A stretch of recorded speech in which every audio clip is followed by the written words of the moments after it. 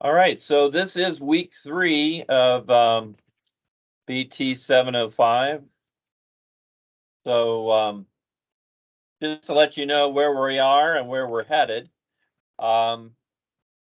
Today's September 6th. Next week, I will not be here.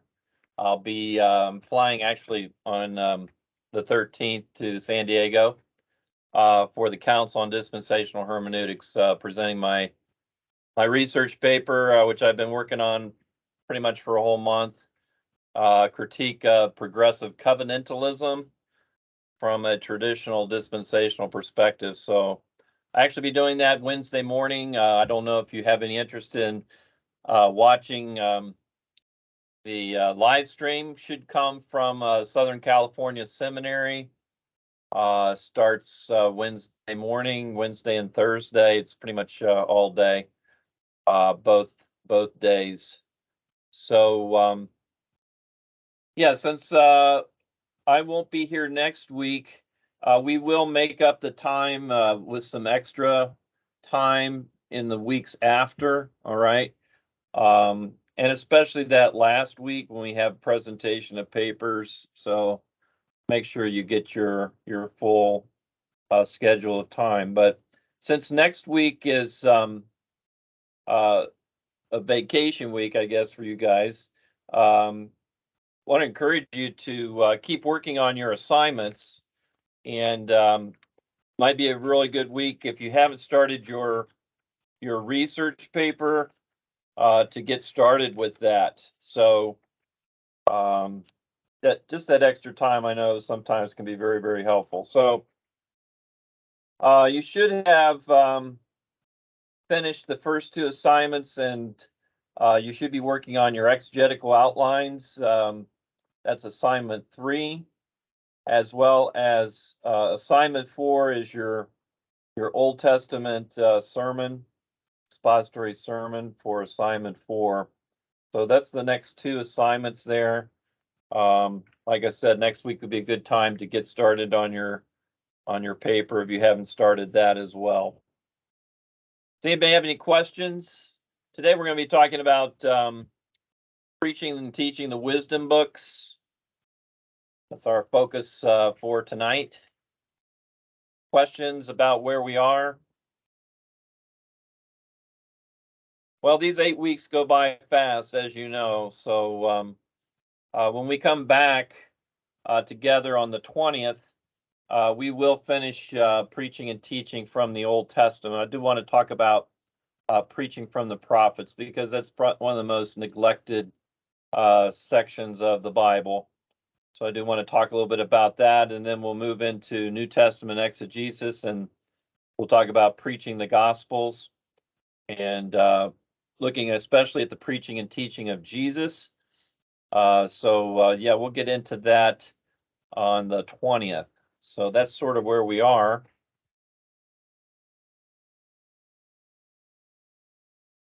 All right, let me see if I can share this screen here with you.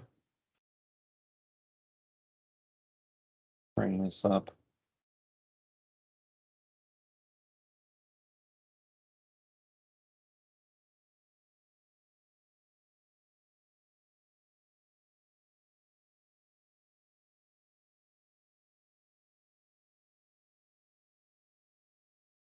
You guys see that okay?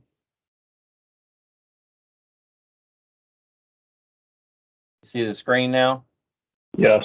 All right, great. It's so much easier to do it here in my office than at home, that's for sure. All right, so I know Yahweh is doing his dissertation on Job, so it'll be interesting to hear what he's done some research on that already. So be looking forward to hearing what he has to share tonight on this book. But starting with the meaning of wisdom, the Hebrew word chokmah there. I define wisdom, chokmah, as living life skillfully and successfully for God. So the key idea with wisdom is the idea of skill, or expertise. And so when you study, do the word study on Hokmah, you see, first of all, wisdom as skill in relationship to talents, abilities.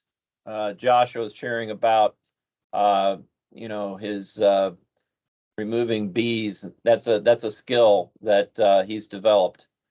And hopefully writing a research paper is a skill. I mean, preaching and teaching God's word is a skill. Counseling is a skill.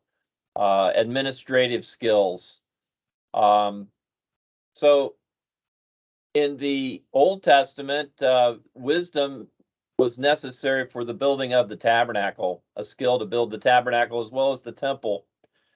So architectural skill there, as well as just the expertise to make this building.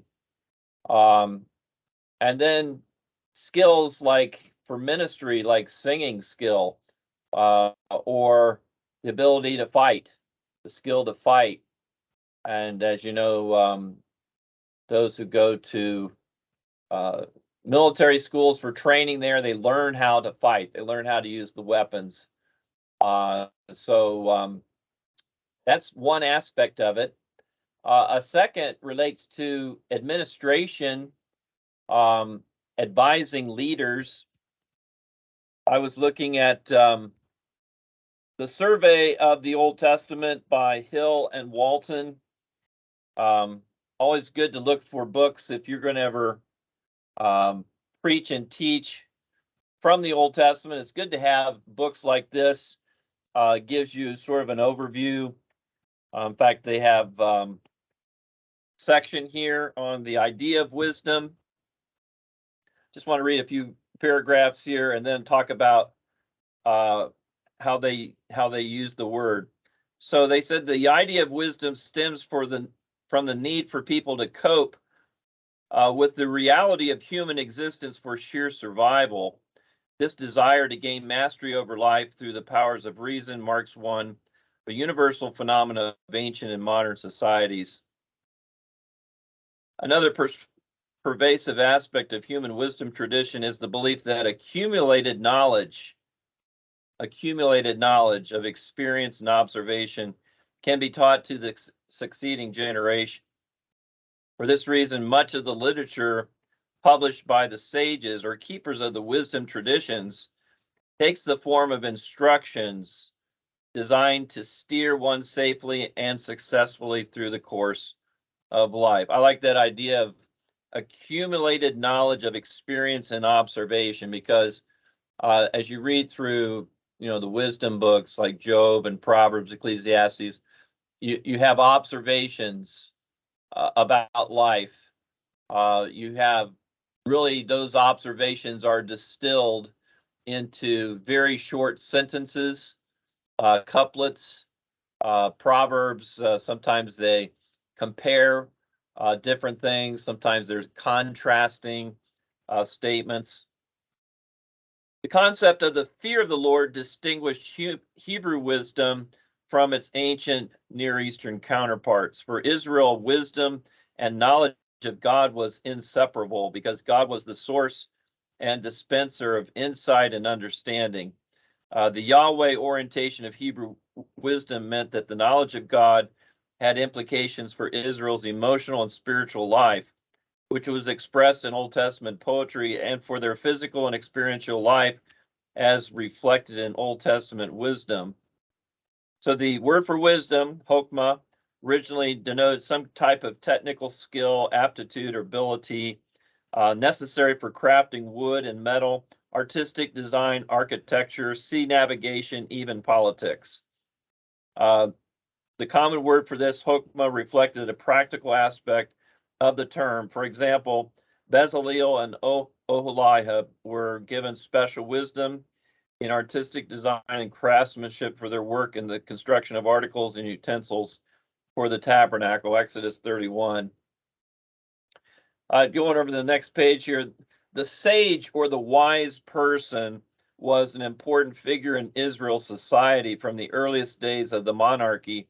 The sage is cited along with the priest and the prophet as one of the three sources of authoritative guidance for the community of God, Jeremiah 18:18 and Ezekiel 7:26, it appears that royal counselors were part of the core of professional officers comprising the cabinet in the courts of David and Solomon. So this was true not just for David and Solomon, but for other rulers in the ancient Near East. You think about the story of Daniel, right? So you had Daniel, Shadrach, Meshach, and Abednego. These were the wise men, but there were other wise men. When you read the book of Daniel, who were advising Nebuchadnezzar. And so the king's advisors were wise men, right? And in Israel society, you had wise men, especially during the time of the monarchy. But then you had the prophet, and then you had the priest, right? So each one of those individuals were leaders in Israel society. So when it comes to the final point here, wisdom as skill in relationship to God, this becomes, I see, as the big idea of the wisdom books. What is wisdom? What is Chokmah? It's fearing God and keeping his commandments. On more than one occasion, this phrase is found. It's found in Proverbs 1:7. We'll see in the end of the book of Ecclesiastes, sort of summarizing there what is wisdom. It's wisdom, skill, and relationship to God. Our relationship with God is primary. And here at Calvary, we like to talk about the biblical worldview. So really, wisdom is a one-word description of that. Having, or as the New Testament says, having the mind of Christ, right, is the biblical worldview. So as I look at the wisdom books, I see them addressing four specific problems. Job especially focusing on the problem of suffering. Why do the righteous suffer? Why do bad things happen to the righteous? And then Proverbs, the problem or issue of success. What is a successful person? We see the contrast, especially in the book of Proverbs, the way of wisdom and the way of folly, right? Folly being reference to sin. Wisdom, we saw, relates to fearing, trusting God, and keeping his commandments, obedience. And then Ecclesiastes, the problem or issue of significance. The key words we'll see is Havel, which is translated emptiness or vanity. But the whole search that Koheleth is looking for significance in life, he's going to go down different roads. He's going to find that they have dead ends. And this is going to really sort of bring him to the end of himself. He's going to talk about people chasing after the wind, and he's going to talk about life under the sun. And many believe that this is really sort of Solomon's story. As he comes to the end of his life, he recognizes that wealth and women and all different things that he's pursued in his life really has just been a chasing after the wind. And then the whole issue of sex, the physical relationship in Song of Solomon. And that's an interesting book that most preachers and teachers often ignore. But if you're teaching Old Testament survey, you have to cover that book sometime. So we'll start with Job tonight. And let me just, before we actually get into it, anybody ever preached or taught through Job? I have a humorous story that was probably the first time I ever tried to formally teach a small, it was like a college and career. It was an utter failure. I think I only got into chapter 2. It was because someone wanted to study the book of Job. I wasn't the right guy at that time. Anybody else tried? What makes the book of Job one of the more difficult books to preach and teach? What do you think? It's long and full of a lot of dialogue, and that is not a lot of movement for me. It's easy to preach the first couple of chapters. That's the fun part. Yeah, the first 2 chapters are narrative, right? They tell a story, and then we get into all the poetry section and, like you said, dialogue. And then we have narrative at the end. Very interesting. We got speeches, right? And so that makes it a little bit challenging as well. So the purpose of Job, I don't know if you had a chance. I think some of you have read Parsons, his guidelines for understanding and preaching the book of Job. The whole idea of trusting a sovereign God, really sort of that theme sort of runs through. Man should trust God in the trials of life. Why? Because God is sovereign and he has a plan for his creation. Trusting God and his sovereignty is a real key idea in the book. And then up against that, what we find in Job, the whole idea of questioning God. Why? Every person who's lived for a period of time has had that question, why God? Why me? Why now? And why this? We wrestle at different times with suffering in our lives, with pain, with events that happen that we can't explain. One of my teachers at Dallas was Dr. Roy Zook. I actually took a class on the wisdom books with him, and he wrote a little commentary. It's not too big, just about 170 pages or so. So his introduction, he says this: why did this happen to me? Over the centuries, people have cried that question while agonizing in pain, weeping from grief, languishing over loss. Emergency, major surgery, a protracted terminal illness, a sudden loss of possessions by fire, earthquake, or flood, premature death of a child, divorce, recalcitrant teen, a son killed in war, a teen critically injured in a car accident, a child born with brain damage, a setback in business. These are just some of the many adversities and heartaches shared by the human race. If we could see direct relationships between our sufferings and sins in our lives, connections between our tragedies and our transgressions, we could more readily comprehend the whys of our troubles. But usually problems intrude without explanations, and when we cannot relate our woes directly to some known acts of sin, we conclude that the afflictions are undeserved. So just to review a little bit, because I think most of you answered this question, some hermeneutical guidelines for Job, and then we'll talk about some homiletical guidelines.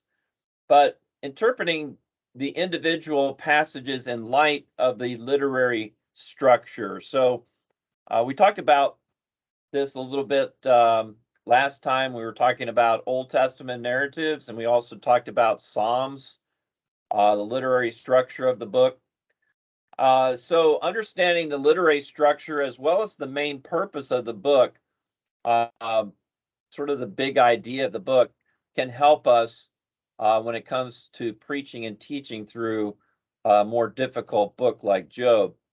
So recognizing the various literary forms and devices utilized is very, very important. So I think no, I didn't mention that here, but I just want to mention some of the ones. If you read the article, he mentions, after discussing page 399, there are some of the literary devices that are found in the book, including verbal imagery, metaphor, simile, graphic word pictures, the legal metaphors saturate the book. Job dared to treat God as his equal by entering, as it were, a lawsuit. The Hebrew word for that is reeve, also called a complaint. And understanding not only the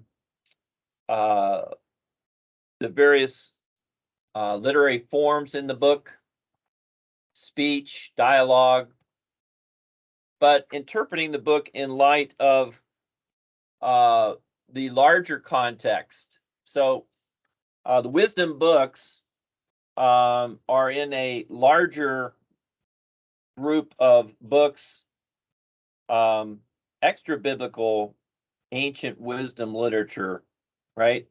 So as I said, what was true of Israel with having the wise man or the sage was not just true for Israel, but was true for other kingdoms, Gentile nations. And so they also had their wisdom literature. For instance, Egypt is known for its wisdom literature. Babylon also had a group of wise men. So you sort of see that that's been discovered. So understanding that and comparing and contrasting that is important.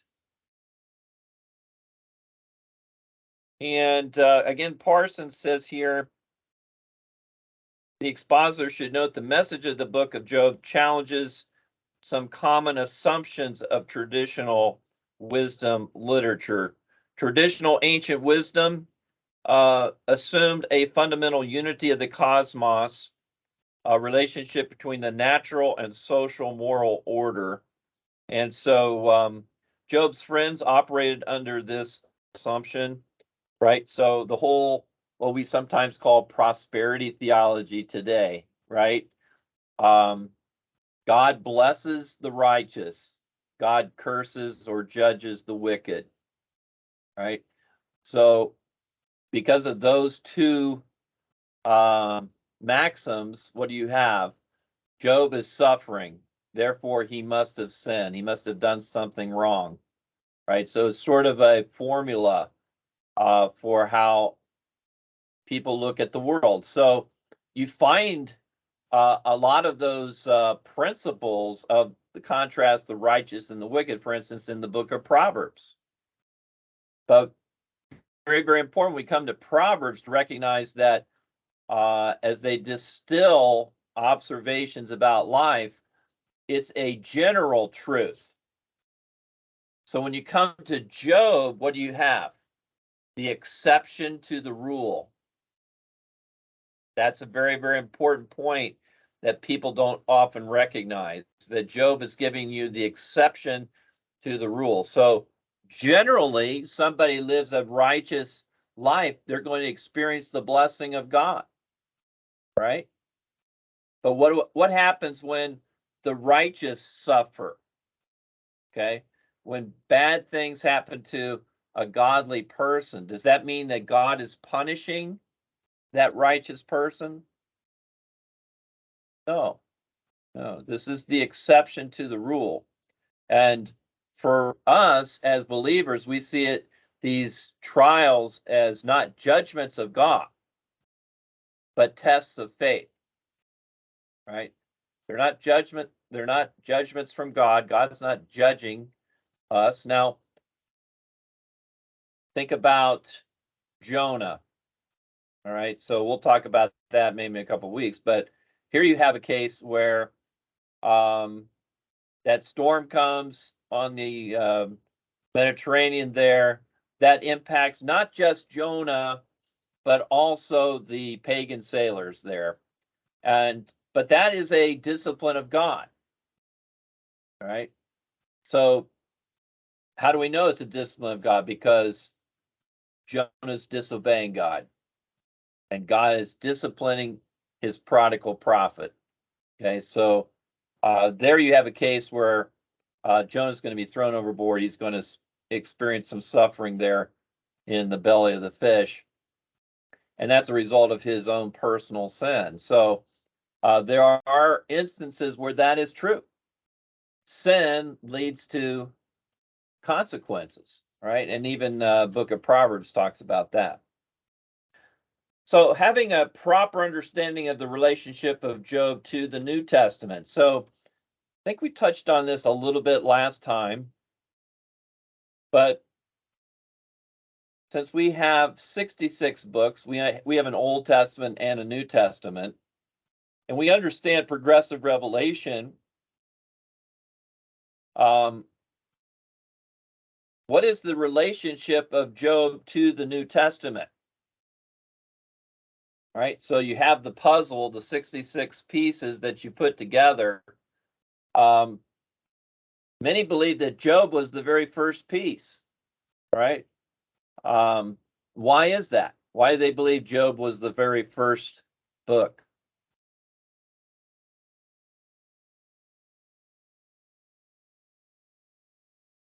I've always heard it basically as I understand kind of the primitive nature of the language as it was written, but I'm sure there are other indications of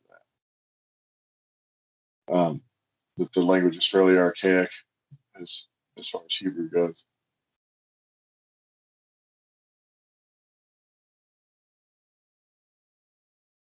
Well, we know No, Job lived to be a long age too, right?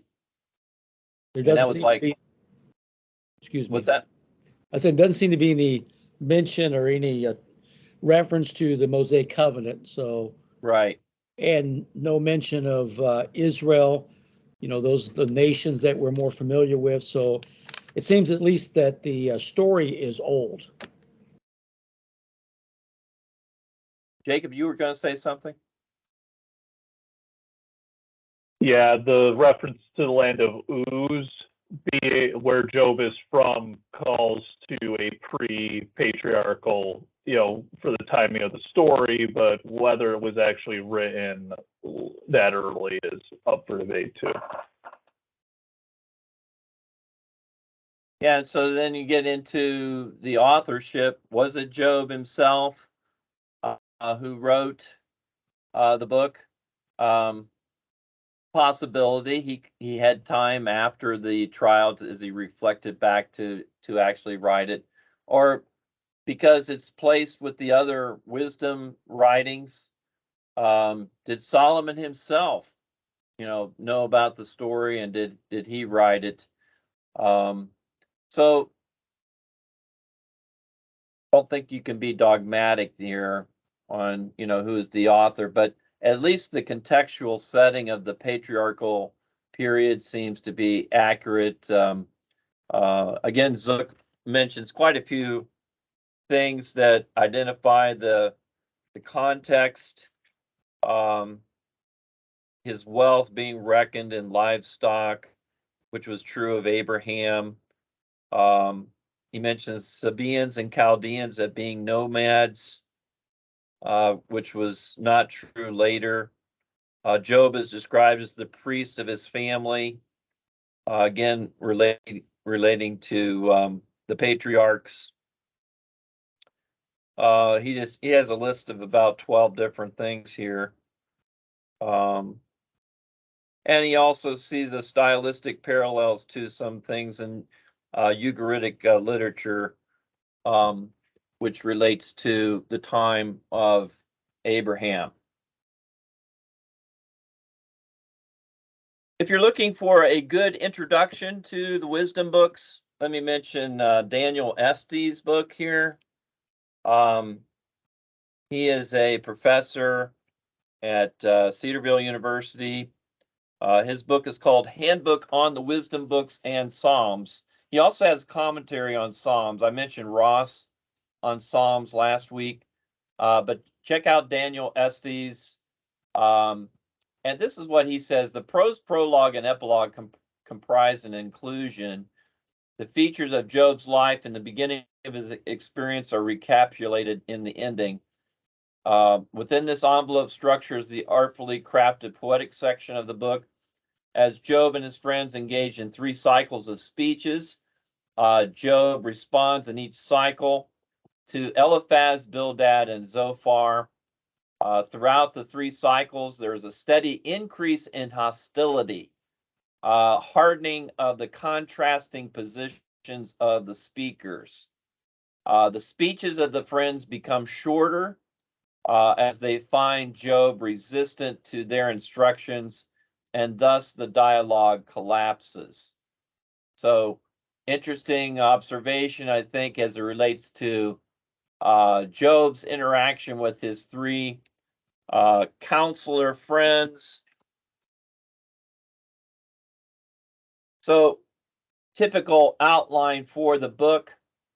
And again, one of the challenges when you have a long book like this, a detailed book that has speeches, is trying to decide how much time are you going to spend on Job. You're going to try to do it all in one message, just sort of a summary survey type, or you're going to spend some time looking at the verses in particular, sort of doing some mining there of key verses. And so that's really the challenge. And so as you think about that, as you think about the structure of the book, if you were going to preach or teach it, how many sermons do you think you would decide to do, and why?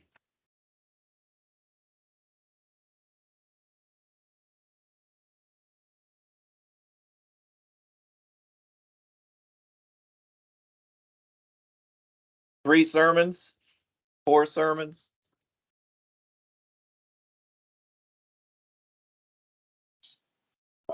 And if I did it in 3 sermons, I wouldn't say I'm preaching Job. I would say I'm doing a character study. I would qualify that as a topical character study. Otherwise, quite honestly, I would slog through it. I can't tell you how many it would be, at least a chapter at a time, roughly, and try to consolidate it. If for no other reason than that people have never read more than the first 2 chapters of Job anyway, so they need to hear the word. So. Anybody else with your suggestion there? Well, that was my challenge also. I chose to do the exegetical outline for some of the chapters. But one thing I found is it's so hard to preach by chapter, from the beginning to the end, like narratives. So I'm thinking maybe just getting some of the topics, like Parsons' book, the paper talk about the legal metaphor, creation metaphor, dealing with the issues of suffering, around more topics instead of follow the flow of the book. Okay. Well, I'm going to talk a little bit about the flow or the structure of the book. So those are 2 different approaches here. And I think I mentioned Dorsey last time, and his book is called The Literary Structure of the Old Testament. And just going to highlight a few of the things that he has in his book. On page 170, he sees a chiastic structure for the book of Job. as it's laid out here. The prologue, chapters 1 and 2. Then we have Job's introductory speech in 3, where he curses the day of his birth.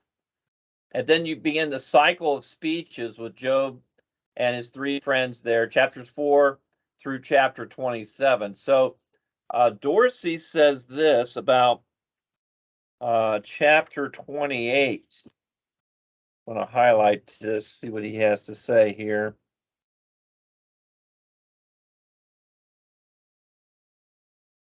The poem about wisdom, he sees as the center of this, is the 4th literary unit. He says, with no introduction, the poem seems to be a continuation of Job's or Bildad's speech from chapter 27, but the singularity of its theme, wisdom, and its remarkably tranquil mood set the poem apart from its turbulent surroundings. Some commentators consider the poem intrusive. F.I. Anderson is more likely correct, arguing the poem properly belongs where it is. It functions as a restful interlude at a transitional point in the book. Chapter 28 is best explained as a kind of coda between the main dialogue and Job's final word, but not as a part of Job's own thought at this stage. It's a comment by the author. The speaker is the person telling the story. He's not one of the characters in the story. So that is very interesting observation. And I thought we'd just take a minute and go to Job 28, since our focus is on wisdom.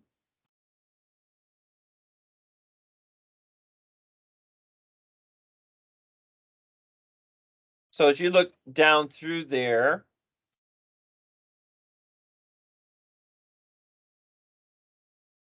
so if you go to chapter 29, verse 1, it says, Job further continued his discourse. That might be an argument against that view. Chapter 27, verse 1, Job continued his discourse. So what's the key idea or key question? Let's take a minute and look at that. Job 28, if you haven't looked at it.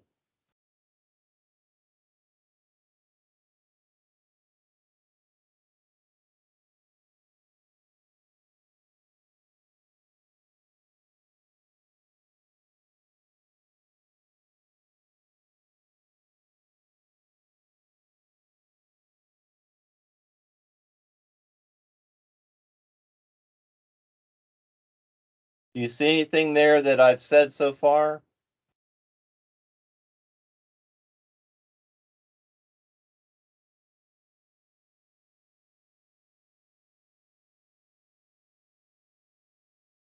It's a fairly long chapter, but certainly the value of wisdom and the relative utility of human searching for wisdom, the way they search for other things, is part of that. As compared to God valuing. That's the key question. Where does wisdom come from? Yeah, where do we get wisdom? See, that question is asked there in 28:12. Where can wisdom be found? Where is the place of understanding? And then the very next says, man doesn't know its value, and nor is it found in the land of the living. So go all the way down to the end of the chapter. Well, we could actually start with God, because remember we said we should always look for what the text says about God. So if we go to 28:23, God understands its way and he knows its place. So wisdom isn't found in humans, it's found in God, right? I think that's really what he's saying here. And then you begin to get a little picture of what's going to happen later in the book, when God is going to ask 70 some questions of Job. In fact, Zook called it God's Science Quiz. Probably better say God's Science Test. Where he asks all these science questions, and Job doesn't know the answer to those, but God does. And you get a little hint at that. He established a weight for the wind. Verse 26, he made a law for the rain, a path for the thunderbolt. He saw wisdom and declared it. And then verse 28, to man he said, behold, the fear of the Lord, that is wisdom. To depart from evil is understanding. So there's the theme of the wisdom books. Now it's found here in Job. We're going to see it's found in Proverbs, it's found in Ecclesiastes. So the question is, did Job actually say that? Or as Dorsey makes the point that this was not part of Job's speech, right? That this was inserted. And whether it's the whole chapter or it starts with 28:12, obviously 28:12 to 28 seems to be a whole section on where does wisdom come from. Interesting. Well, then you have some more speeches. Job, his young friend, of course, Elihu. But it all leads to the climax. It all leads to God's closing speeches, right? In this dialogue where Job is protesting his innocence, saying that he wants to take God to court, plead his case. Basically, he wants to put God on the stand, and he wants to be the one asking the questions. But when you come to the climax of the book, it's the other way around. God is the sovereign creator judge, and he's the one asking the questions, and he's basically put Job in his place. And what we see is God doesn't answer his question, why? Now, we get a hint as to why all this happened in the first two chapters. And so what would be the answer? Why did Job suffer? Just from chapters 1 and 2.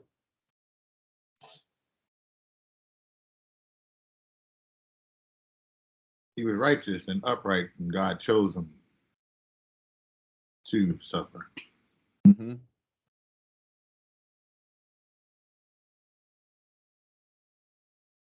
What else? That's one of the things that I always cringe a little bit when people talk about Job in terms of understanding unexplained suffering. And certainly Job himself was experiencing unexplained suffering, but as far as what we take from this book, it's definitely not unexplained suffering. Literally, this is to teach a fallen angel a lesson about who God is. I mean, and he is righteous. That's why he can teach him the lesson, Frank, because he's righteous. If there was no object lesson, Satan gets to walk off and say, see, I told you, but there is an object lesson.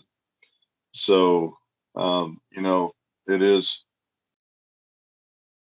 it's disturbing. And I kind of mentioned that, I think, in the discussion, that Parsons' explanation doesn't really make it less disturbing.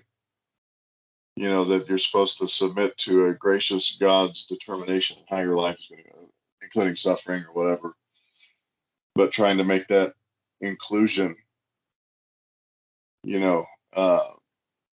of that particular scene and the definition of what God is sovereignly, graciously doing is difficult. So one of the hardest problems in the book, in my opinion, is because we do know. Yeah, all those events there that happened to Job, of course, he didn't know what was going on in heaven, right? He didn't know that. Right, we do, and that's the thing, is that it's recorded for us. Job may have learned something about unexplained suffering in his life, but what are we supposed to take from it? Yep. Is perhaps slightly different. Yep. So Going to chapters 1 and 2, just a little more detail here. The introduction sets the stage with Job's righteousness and prosperity. We have Satan's first challenge. Notice one day the sons of God came, Satan came with them. Bene Elohim there. The suffering involves the loss of his wealth and family in the first test. But the key is Job's righteous response. In all this, Job did not sin. Then we have the second challenge. It says Satan came with them, the sons of God, the Bene Elohim. More suffering comes to Job, and again we have his righteous response. It says in all this, Job did not sin. So he did pass that test.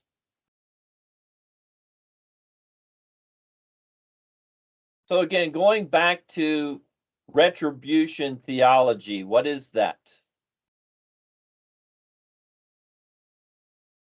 Bad things happen because you did something bad.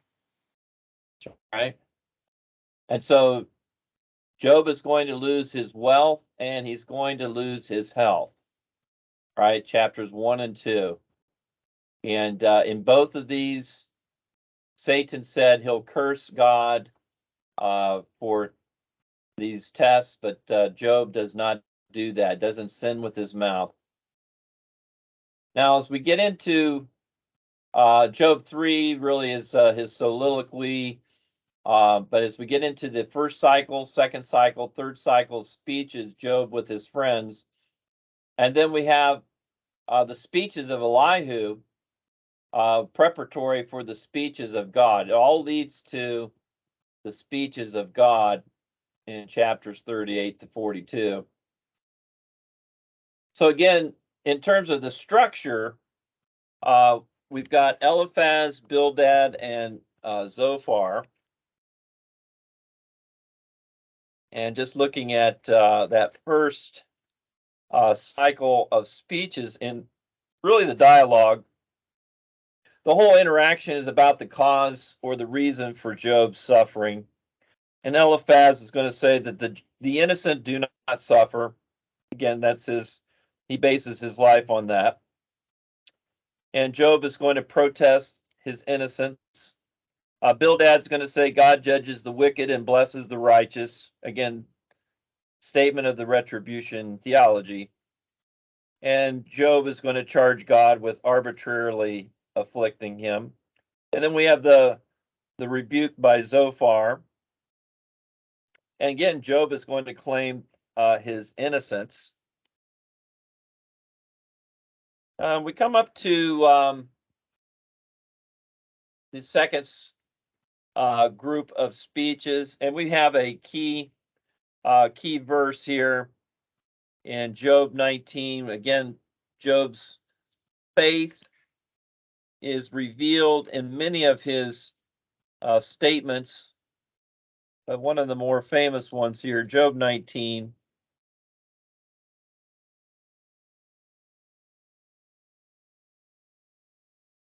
Looking at verse 25. Job says, I know that my Redeemer lives, and he shall stand at last on the earth, and after my skin is destroyed, I know that in my flesh I will see God, whom I shall see for myself. My eyes will behold and not another, and how my heart yearns within me. So as you think about that statement there in Job 19:25 through 27, just sort of tell me a little bit about the theology of that statement. What's so amazing about it?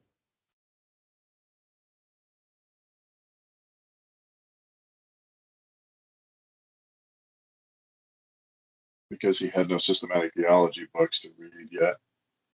I mean, it's totally unrevealed, essentially, as far as we can tell. The story is as old as it gets. So it's remarkable in that regard that he understands some form of resurrection. Yeah, it's a statement and belief in the resurrection. Yeah. Amazing.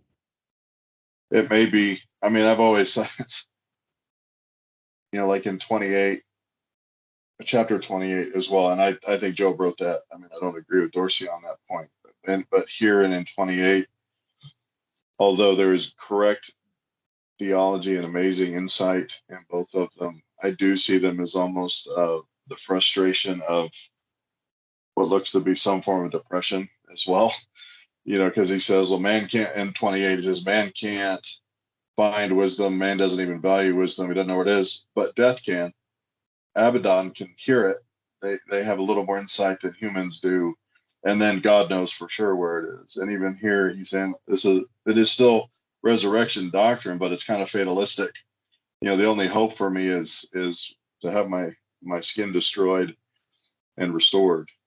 So we should, I think, keep that in there also, that he's not being blatantly, I don't know, falsely exuberant, when he says this. It is an expression of his emotive state that is not necessarily fully positive here. Okay, it is a statement of faith, obviously. And again, the belief in the resurrection, and if this is the first book written, truly amazing. Sort of relates to Abraham when he was told to sacrifice Isaac. Remember, he said that we will go and worship and we will return. That the idea is that we know that he believed in a resurrection according to Hebrews chapter 11. So again, connecting Job to the New Testament and our belief in a resurrection. The speeches of Elihu, good or bad? Have you read them, looked at them lately?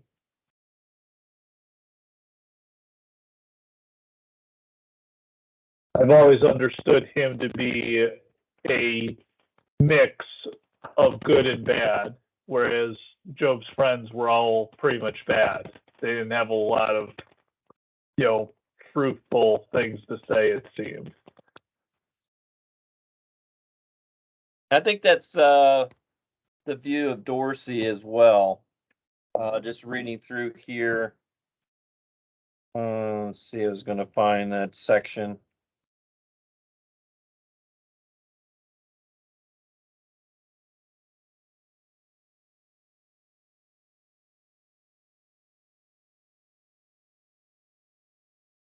To say I agree with Jacob as far as the mixed content. Part of the reason that I start with that assertion is because he's angry at everybody when he starts talking.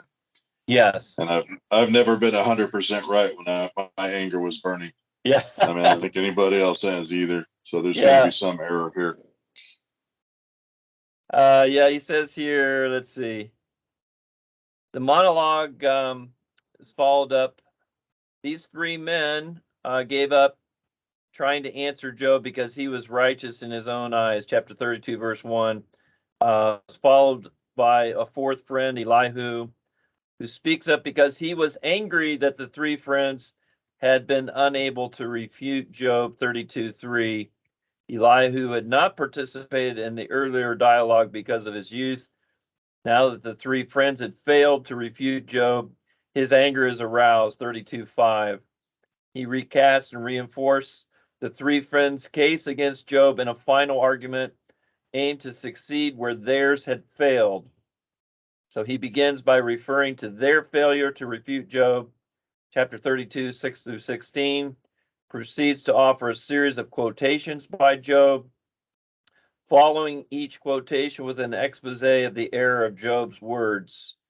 If Job was not guilty before, he's now because of his wicked words. Elihu's monologue comprises 4 speeches, and each is separately introduced. So, do we have any clue that what he said was wrong?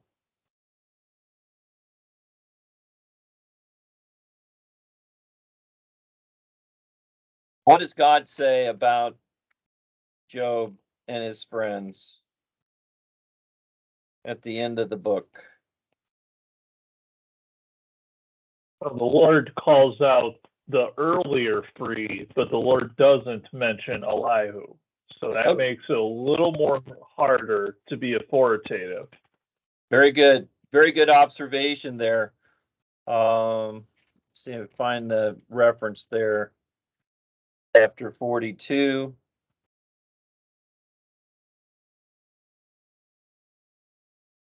Yeah, that's in Job 42, verse 7. Good observation. My wrath is aroused against you and your two friends, for you have not spoken to me what is right as my servant Job has. But it doesn't say anything about Elihu. So that was the reason for the question, is good or bad or both? It's interesting. God's evaluation doesn't say anything. Well, the speeches of God, I think I've already pointed out their significance. The questions, as God, in a theophany in the whirlwind here, asked Job about creation. Any observations that you have about these questions from God? Thoughts?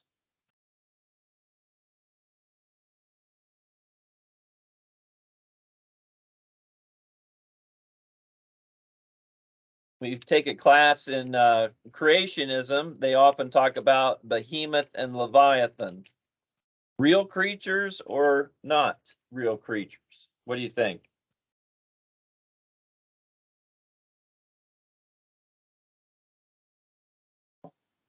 Every other reference in the book has been to something real. So no reason to think otherwise, in my opinion.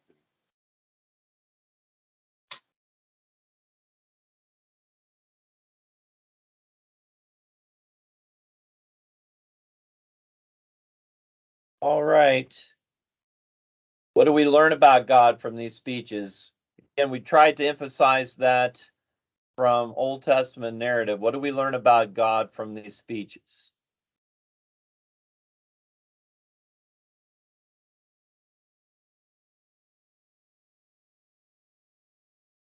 Well, this probably isn't the main point, but I always appreciate it when the scripture admonishes men to be men. Which God does to Job in 38:3, gird up your loins like a man, and now I'm going to learn you a lesson. Just talk like my grandfather anyway. So he expects men to be men.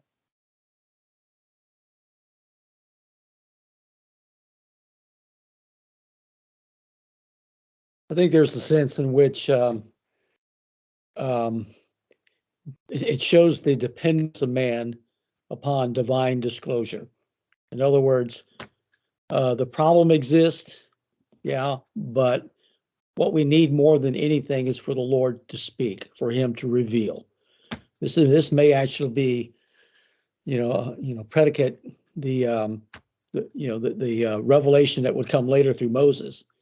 In other words, mankind in its history, from the fall forward through the flood and on into the several centuries that led up to Abraham, they had done the best that they could do with the eyes being opened, being able to know good and evil. There's a sense in which the dialogue between Job and his friends is a review of what they had come up with. And, they had pretty much, gone over the territory of that which constitutes righteous behavior, righteous actions. And they came up with a zero. They said, we can't resolve this. And so it wasn't until the Lord spoke in divine disclosure, at the end of the book, that Job had a doxological adjustment. His heart was dissatisfied up until that point, and then I think in some manner, which I don't quite understand, I think Job was content, with what the Lord had revealed to him. I don't know if any of that makes sense. I'm just rambling a little bit.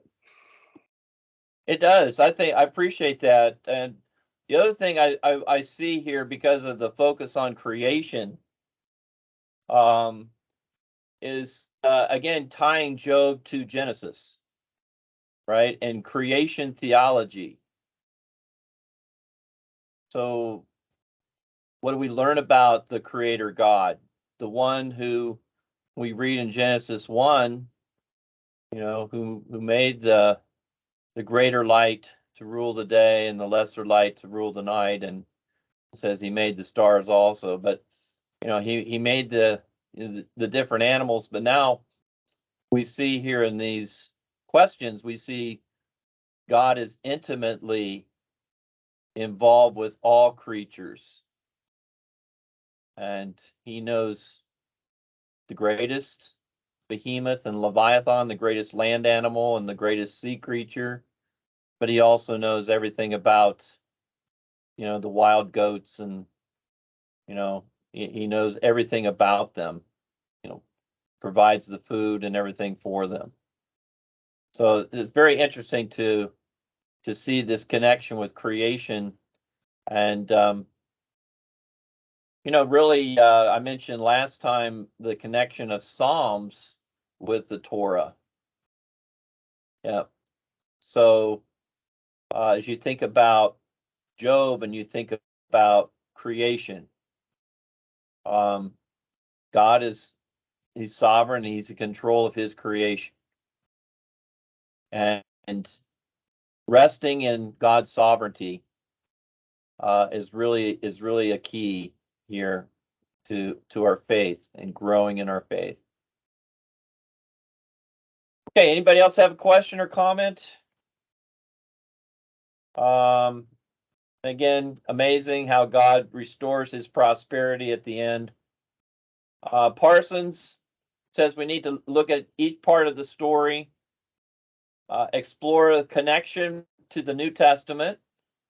Jesus as our mediator, and Job says that he wanted to have a mediator that he could go to. And we're told in 1 Timothy 2:5, there's one God, one mediator between God and men, the man Christ Jesus. So the answer to Job's question is found in Jesus. The use of drama, don't know if that's a possibility here, but connecting the theme to Romans 8:28, the suffering of man, the sovereignty of God. God does work all things together for our good. We can't see the end of the picture sometimes, but God does, and God knows, and we have to rest in that. We talked about that a little bit, what we learn about wisdom. Zook says, another central truth captioned across the pages of the book: man can trust God even when explanations are missing. Man must live with mystery. He must recognize his questions may remain unanswered, and God may choose to respond in silence to his inquiries about the reason for undeserved suffering.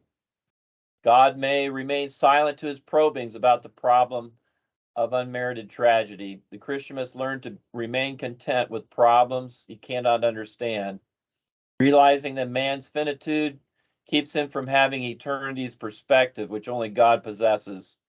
Like Job, we can learn that God's silence does not mean his absence. It's a good way to end his commentary on Job. All right, so we'll take about a 5-6 minute break. When we come back, we're going to go into Proverbs, the Book of Wisdom next. All right, so I'll see you in about 5-6 minutes.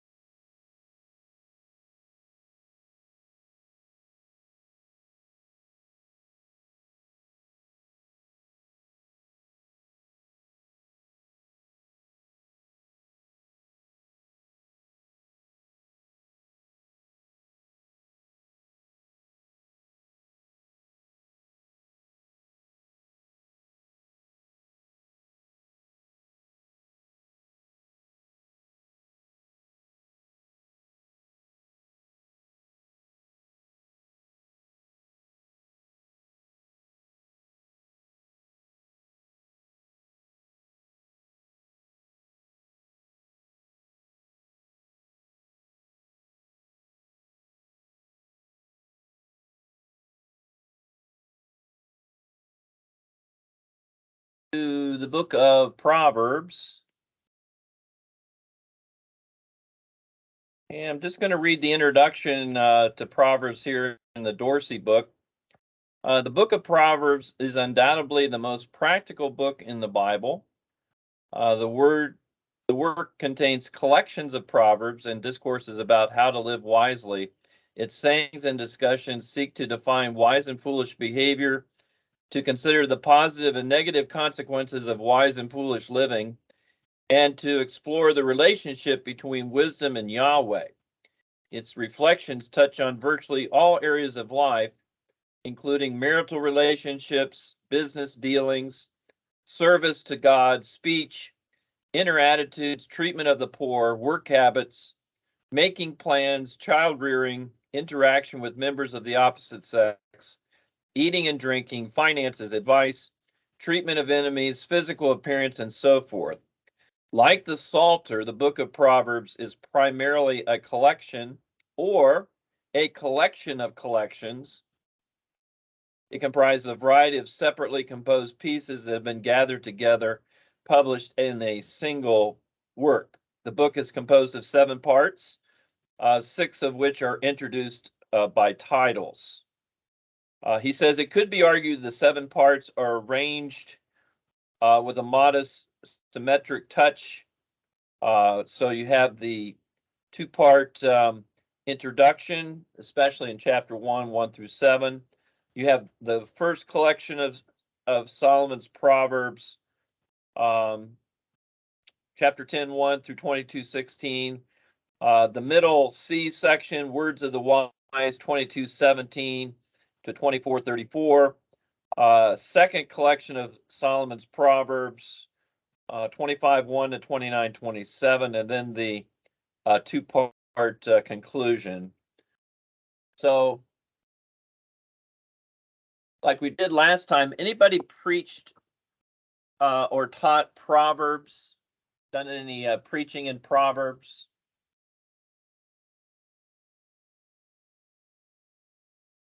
My dad challenged me when I was younger to read a chapter of Proverbs a day, and he's done that faithfully throughout his life.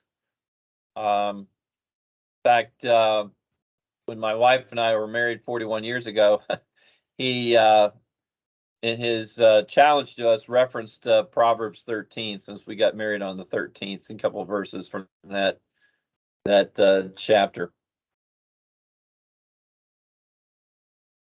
So again, the literary structure of the book, we've got several different authors, as you know, Solomon being the main author, but Agar, King Lemuel is mentioned, wise men are mentioned, 22:17. So you have the introduction, chapter 1, verses 1 through 7, and then really starting in chapter 1, verse 8 through chapter 9:18, you have these father-son talks about wisdom, and just a fascinating section there as you look through this. I was reading Estes this afternoon, and he was saying, I believe it was in his book, that that again, going back to what I was saying about you had the wise men who were sort of like the royal advisors, and then you had the priest who was in charge of the sacrificial system, and then you had the prophets who came sent by God to usually speak words of truth, exhortation to the king. And when you think about, again, this idea of father-son talks, and you see this throughout, my son, or he mentions that chapter 1, verse 8, chapter 1, verse 10. You just go through there and list chapter 2, verse 1, chapter 3, verse 1. You get an idea of the different talks. Father-son talks about wisdom. And again, it sort of challenges us. Again, if the author is Solomon, I believe he is. Chapter 1, verse 1, Solomon, the son of David, king of Israel. And what's he doing? He's giving instruction about wisdom to his son. Of course, we know his son, if is specifically Rehoboam, right? Who didn't obey. He wasn't wise. He chose the foolish path. But it's interesting to think about that. A father teaching his son, but in this case, specifically, the king teaching his son. So you've got a focus on wisdom instruction here in the book. So then you have this group, as Dorsey said, Proverbs is a collection of collections. So you have the Proverbs of Solomon, starting in chapter 10, verse 1, is listed in the title there, 10:1, the Proverbs of Solomon. And so you go all the way to 22:16, and if you look at 22:17, we have another division in the book.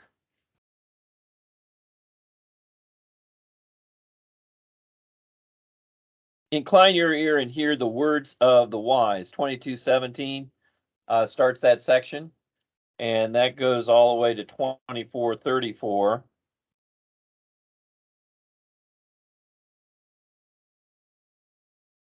And then 25:1, these are the Proverbs of Solomon, which the men of Hezekiah, king of Judah, copied.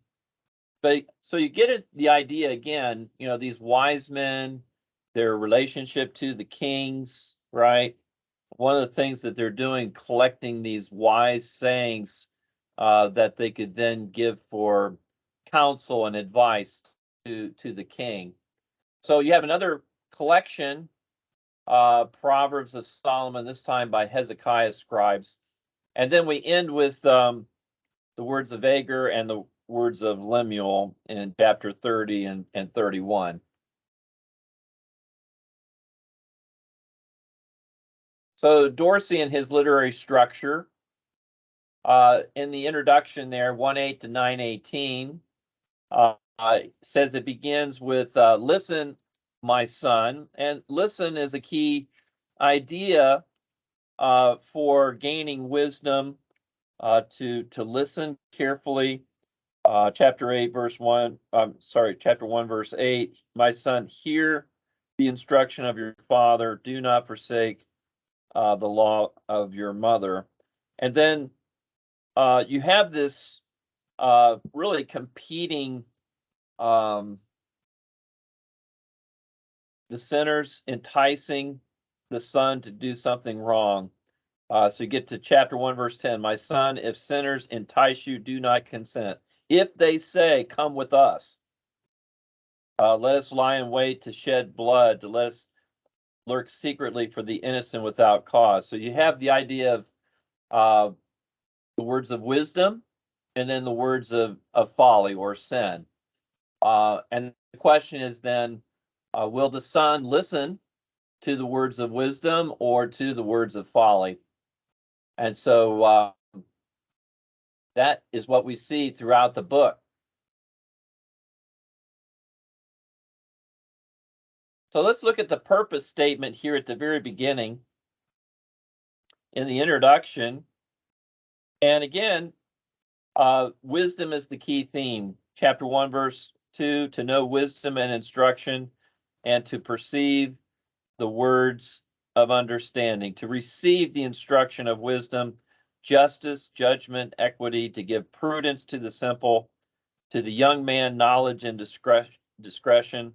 A wise man will hear and increase learning. There it is again, this idea of the wise listen, they add to their learning, to understand a proverb, an enigma, the words of the wise and their riddles. And then we have the theme verse here at the very end of the introduction, verse 7, the fear of the Lord is the beginning of knowledge. But fools despise wisdom and instruction. So that's the theme of the book.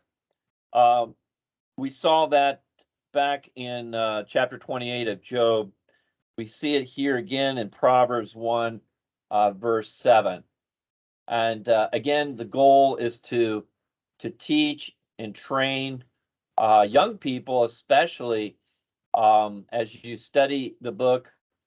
You see really they're different. For instance, I remember the study I did on the fool in Proverbs. You'll find different words used to describe the fool. And you see that here in the first 9 chapters of the book. Someone who is naive, a naive young person.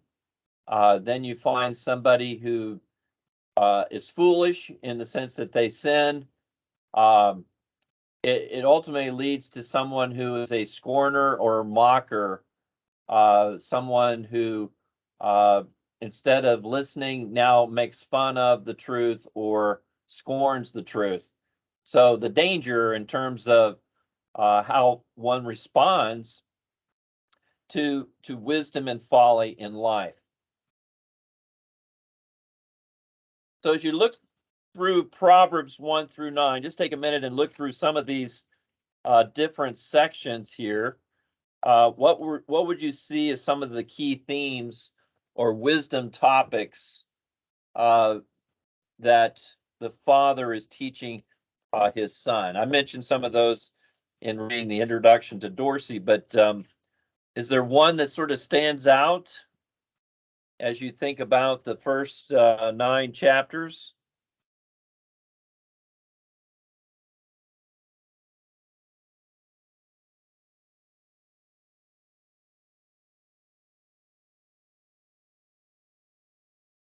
Try to identify for you where they start. So I mentioned chapter 1, verse 8. He mentions my son again in 1:10. If you go to chapter 2, verse 1, there's another group. Chapter 3, verse 1. Well, since go to chapter 3, so we'll just take one of these here. Chapter 3. Let's look at some of the key ideas here in chapter 3, since it has the famous chapter 3, verses 5 and 6.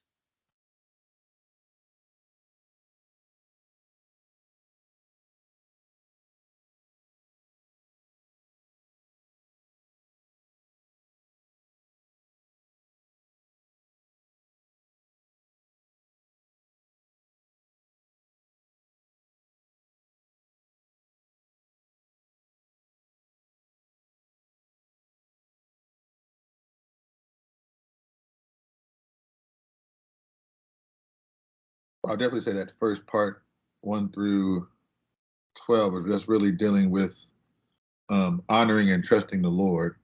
Okay. In general. Yeah, the famous verses there, 5 and 6. Trust in the Lord with all your heart. Lean not on your own understanding. In all your ways acknowledge him, and he shall direct your paths. What other instruction in relationship to the Lord do you find there?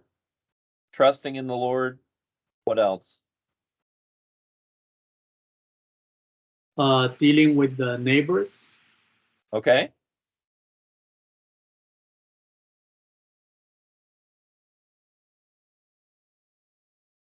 Three, 7, you have fear the Lord and depart from evil. See that? Mm-hmm. And then 3:9, honor the Lord with your possessions, with the first fruits. 3:11, don't despise the chastening of the Lord. So again, you have how you can have a good relationship with the Lord. Those commands especially relate to that. You mentioned the neighbor. So what does he say about that?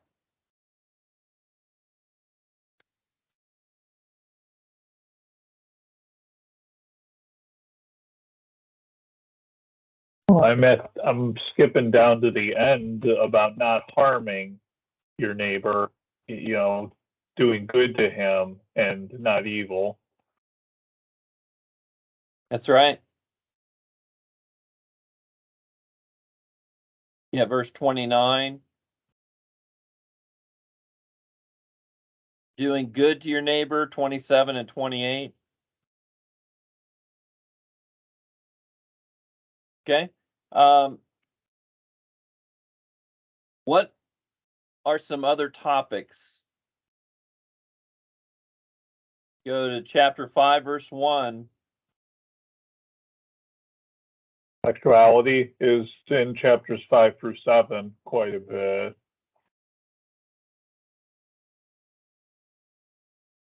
And the warning about the adulterous woman, right? He warns about the adulterous woman throughout this section.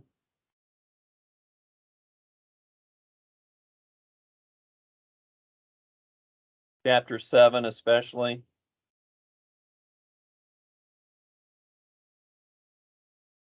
So as you read through this section, going to go back to this idea, how do we obtain wisdom? It comes through listening to God, listening to wise people, in this case, listening to the parent, to the father. If you go to chapter 7, verse 24, listen to me, my children, pay attention to the words of my mouth. Right? Don't let your heart turn aside to her ways. So you get the idea of, this is a father-son talk. This is something that parents need to be having with their children, right? Very, very practical instruction here. Definitely something that needs to be done today.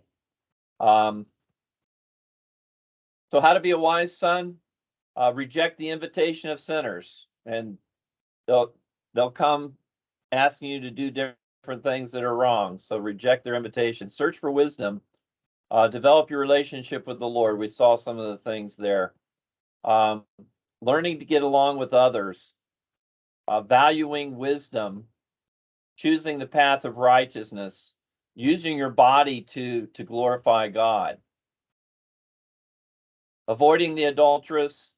Enjoying your relationship with your wife. Avoiding sluggards and scoundrels, avoiding the adulteress, talks about people to avoid. Avoiding the adulteress is sort of a big theme here in the first 9 chapters. And then we get to chapter 9. And again, we have these competing voices. And you have wisdom versus folly. So wisdom has built her house. You see that, chapter 9, verse 1. She's prepared her table. And she says in chapter 9, verse 4, whoever is simple, the naive, let him turn in here. Eat of my bread, drink of my wine I've mixed. Forsake foolishness and live. Right? So you have wisdom calling out. And then we have the theme again, chapter 9, verse 10. The fear of the Lord is the beginning of wisdom. The knowledge of the Holy One is understanding. Now, the contrast, chapter 9, verse 13. The foolish woman is clamorous, and she sits at the door of her house. So the foolish woman, the adulteress, is also calling out. Similar words. You see that, chapter 9, verse 16. Whoever is simple, let him turn in here. As for him who lacks understanding, she says to him, stolen water is sweet, right? Bread eaten in secret is pleasant. So you have two women personified here, wisdom and the foolish woman or the adulteress calling out. And so then after that father-son talks, we start with the Proverbs of Solomon. So one of the more difficult things, of course, in preaching through or teaching through Proverbs is trying to find a connection. Some of these Proverbs can be linked together, but finding those links, textual links, can be difficult. So we talked about this. ultimately leads to the wise wife in Proverbs 31, 10 through 31, contrasted with the foolish woman, the adulteress in Proverbs. We'll do that here in a minute. But I've given to you some topical outlines as well as some textual outlines for the first 9 chapters in the notes there in Canvas.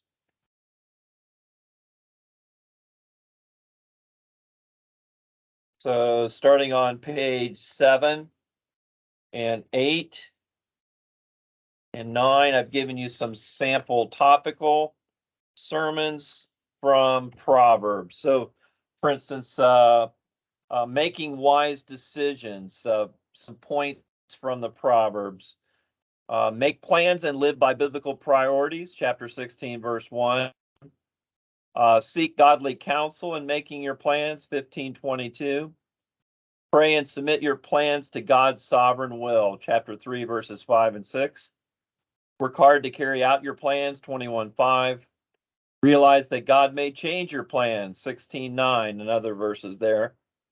And realize that God will frustrate your plans if they are contrary to his will for your life, 21:30, 22:12. Remember that God will work all things for his own end, 16:4, and then live to please the Lord. So those are, it's a topical message based on Proverbs that deal with decision making. I also did an outline I called a spiritual EKG, conditions of a bad heart and conditions of a good heart.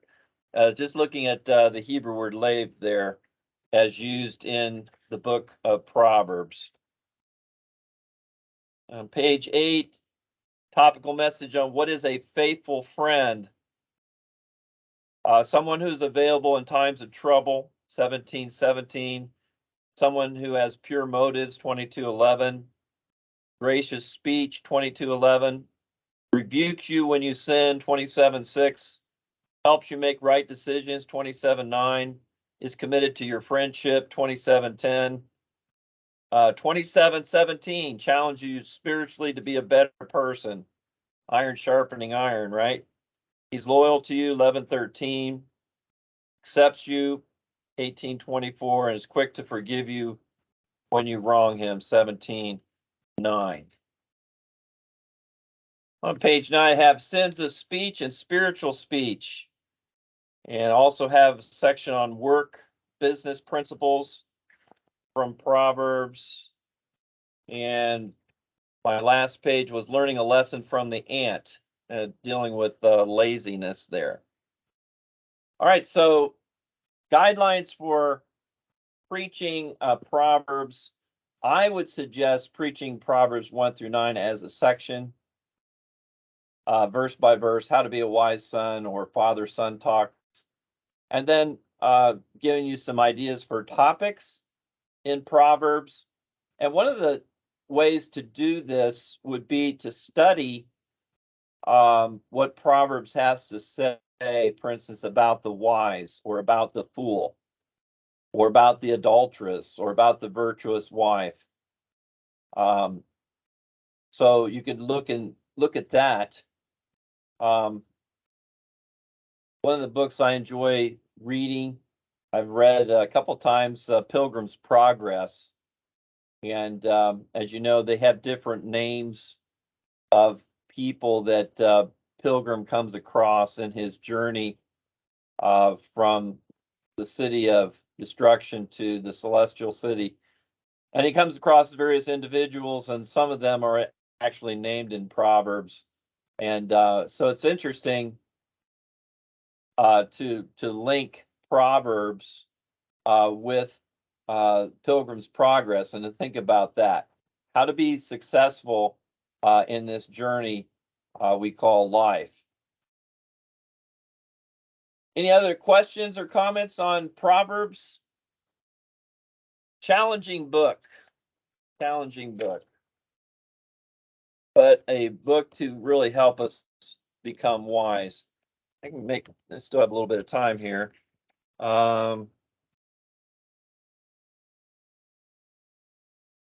You know, just looking at Dorsey here and how he has arranged chapters 1 through 9. And he sees the invitation of folly and the invitation of wisdom. He has that throughout. Lady Folly, Lady Wisdom. Oh, let's go back to our question, which we didn't get a chance to discuss. So looking at Proverbs 31, let's just go to the end of the book.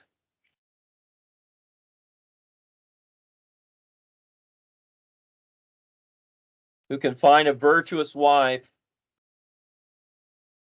31:10 through 31. So as you look down through there, 31:10, some characteristics of wisdom that are seen in the wise wife that are also found in the book. Let's take a minute and look through there. What do you say?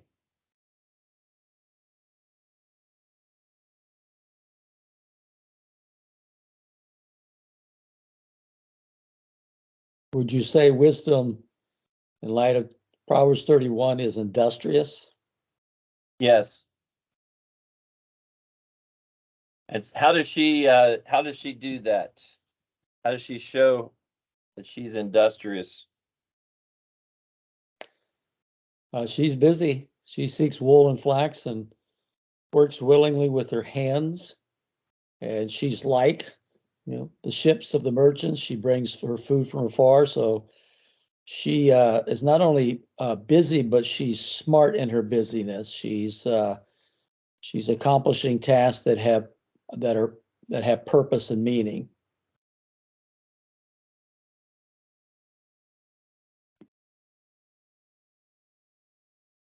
She's charitable instead of having her hand out for everyone's money.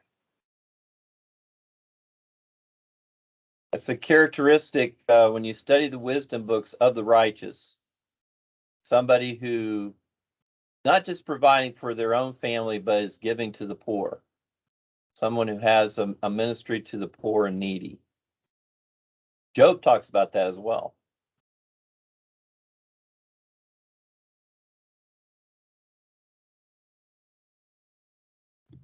In verse 23, it says, her husband is known in the gates and he sits among the elders of the land. So behind every good man is a better woman. Yep. That's a good point. In verse 26 refers explicitly to her wisdom, that when she speaks, she is speaking wisdom. Yeah, and Proverbs has so much to say about the tongue. On her tongue is the law of kindness, kind words. So many important things to say about our speech.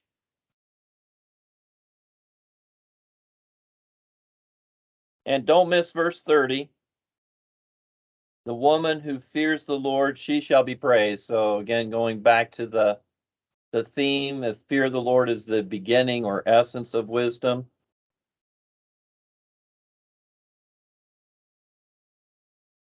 All right, well, let's move on to Ecclesiastes here.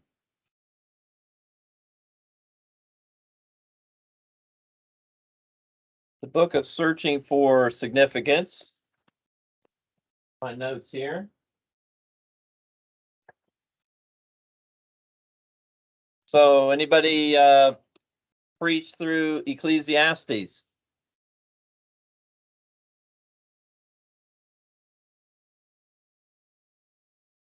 Nope.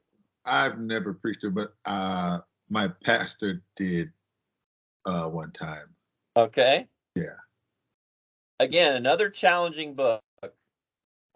These wisdom books are not easy, right? We could say the same thing for the prophetic books, which we'll talk about in a couple of weeks. That's the reason why, people don't know what's in Micah. They don't know what's Habakkuk. These are books that people rarely read, and again, we struggle with not only the terminology, but we struggle with the context, the structure of the books can be challenging. And when it comes to Ecclesiastes, again, very, very difficult book. Just wanted to see, where did I read this? I can't remember if I read it here. And something else here. I think it was another. Let me see, find my article here. It had the introduction. Yeah, here. Greg Parsons. Anybody read Parsons yet on Ecclesiastes?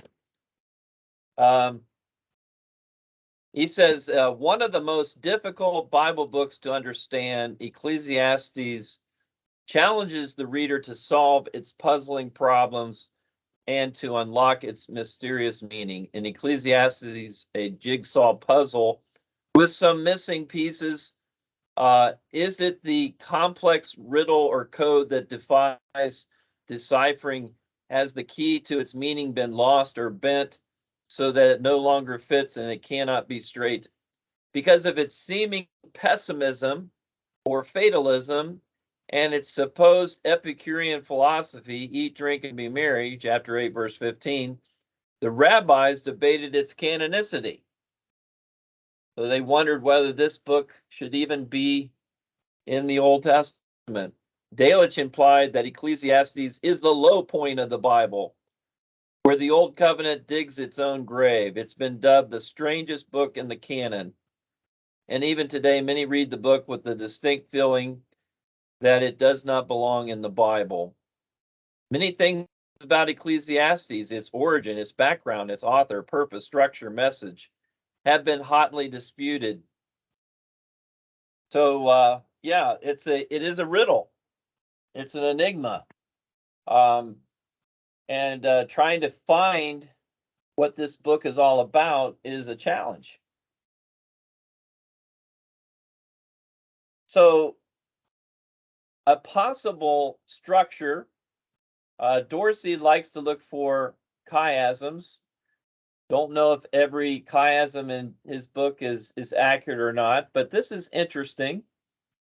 You have the author, and then you have the theme that is at the beginning as well as at the end. So if you go to Ecclesiastes and look at the first couple verses here,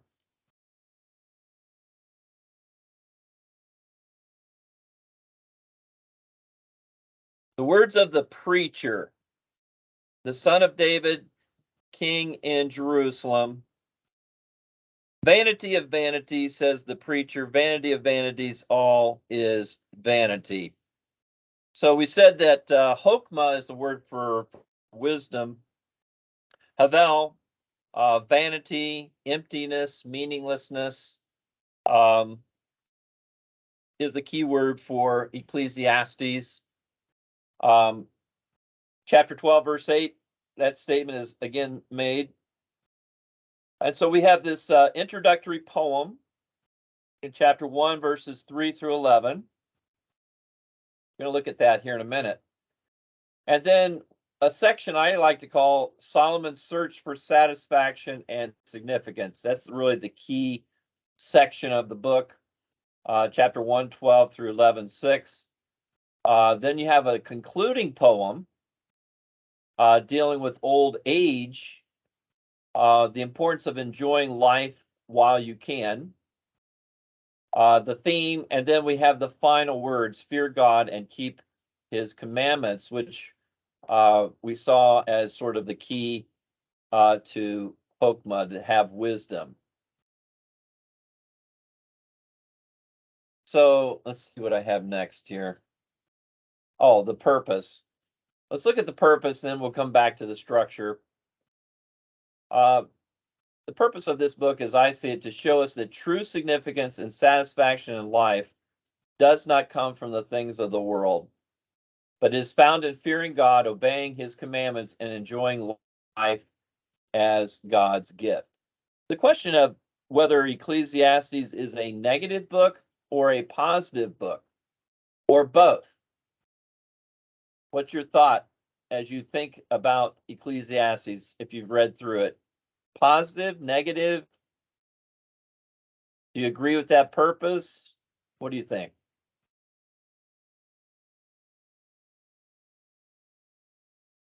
I think that purpose is accurate, but it takes a long time getting there in the book of Ecclesiastes. You've got to get to the end of it. And I think it does depend on your mental and emotive state as you read it, how you're going to perceive of the negativity. The language is definitely negative for the preponderance of the text. Um, you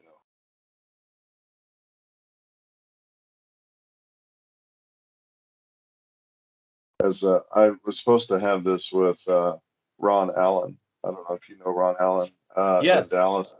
That was a semester he had that bike accident. Oh, And so I was really looking forward to having him teach Ecclesiastes, and they had to do a last minute substitution, which wasn't quite as good. yeah, He ended up, Ecclesiastes, another one of those challenging books. So going back to that structure here, the introductory poem here, look for the questions in the book. Remember, I talked a little bit about this, I think in the introduction the first week, but in coming to preaching and communication, ask a question, answer a question, sort of a homiletic point there. What profit has a man from all his labor in which he toils under the sun? So throughout the book of Ecclesiastes, you'll find these questions or rhetorical questions as a way to make you think, right? So what do you get from all your work and labor? Well, for this course, hopefully you get an A. For the program, you get a PhD after your name, right? So hopefully you see a little bit of value. But going beyond that to hopefully it's improving your preaching and teaching, the benefit that your ministry will have as a result of this course and or the program, that you're going to be able to use your biblical languages a little bit more. You'll learn how to do some research. So what is the profit from all of our labor? One generation passes away, another generation comes, but the earth abides forever. Seems rather negative. Sun rises, sun goes down, hastens to the place where it rose. The wind goes toward the south, turns around to the north, whirls around, comes again on its circuit. Turn, turn, turn, right? Back in the 60s, the song. It's just what comes around goes around, right? The rivers run into the sea is not full, and to the place from which the rivers come, there they return again. So that you have this, what's new under the sun? We talk about this a little bit in theology, right? Arianism, the heresy of Arianism, is now seen in the Jehovah's Witness cult, right? So what was a heresy that was debated is still around. So when it comes to the poem, you see sort of life is cyclical, seems like it's not going anywhere. Sometimes they talk about the circle of life, right? You're born, you grow up, you get married, you have children, you get old, and you die. Then your children go through that same cycle, right? Doesn't seem like you get anything at the end. I mean, there's the pessimistic side. As you read through the book, you know, you can make a lot of money, you could be a millionaire, but you die and you leave it all behind. You don't take it with you. And so that's the challenge when you read through this book, because it seems to be negative. So how do we deal with that in communicating this book? Some would say it's almost a secular, humanistic approach to life. I've often thought that part of the, I don't mean to take over, guys, but I've often thought that with this is that one of the problems is the cyclical nature of the logic kind of doesn't jive well with ours. We want things to be linear, and it feels like a much weightier, depressive experience to read this. When in their minds, that's, I don't know if that was the effect that it had. I've asked a rabbi this about Ecclesiastes here locally. Just how does the mind perceive this when that's your means of thinking? But I've honestly just thought about preaching it backwards, or at least not completely backwards, but like they tell you in a kind of in a speed reading class, read the end, man, read the conclusion, and then figure it out from the front. At least reference the back. I know it's kind of cheating. Somebody else?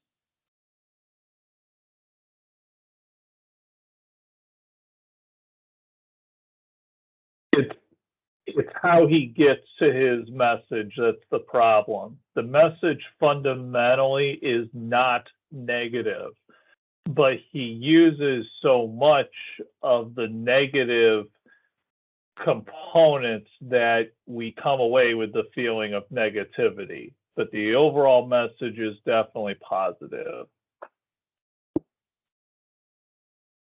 as I see him. I like to say, he tried these different things. He went down these different paths. He finds that they are dead ends, right? And that's like a lot of people, right? They try a sport for a while, or a hobby, a job. It could be a job, for some people it's a relationship. And, they try it for a time and then it comes to an end. So then they go to something else, right? And each one of those, if God's not in the decision-making process, right? I think it's one of the ways that God brings us to a place and brings a lost sinner to a place where they see that they're dead ends. Life without God leads to a dead end. Brings them to the place where they have to recognize that this life is not all there is. There's something more, right? There's that relationship with God. And so a lot of this has to do with observations. It involves experience, right?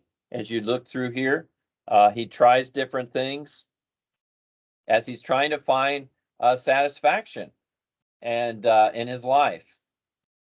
But he does say in the concluding poem, enjoy life and recognize that God is giving you health. He gives you things to enjoy. And it sort of relates, again, when you connect this to the New Testament, I think of like 1 Timothy chapter 6, when Paul says, command those who are rich in this present age not to be haughty, not to be proud. Don't trust in uncertain riches, which is really what the writer to, Solomon did. He was trusting in uncertain riches. But trust in the living God who gives us richly all things to enjoy. I mean, he does say that in the book. Enjoy life. Enjoy, and you can have a good time. That's not a sin, not a crime to do that.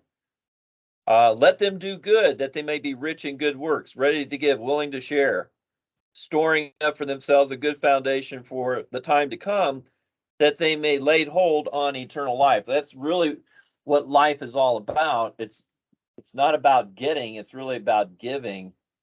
It's about ministry to others. Really, that's really what life is all about.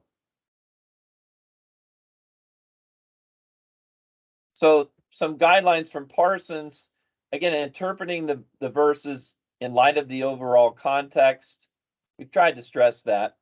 And then Ecclesiastes in the light of extra biblical wisdom literature. We don't read that into Ecclesiastes. We recognize that there was extra biblical wisdom literature.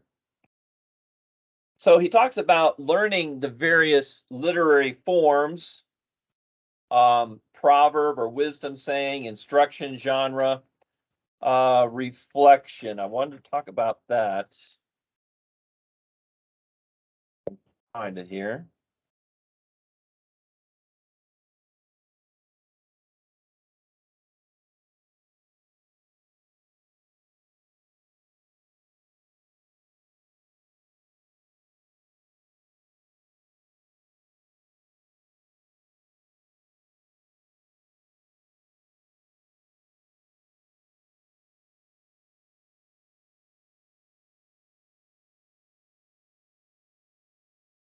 Well, see if I can find it at the break here.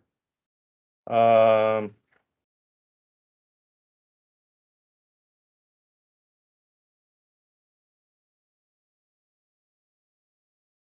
see.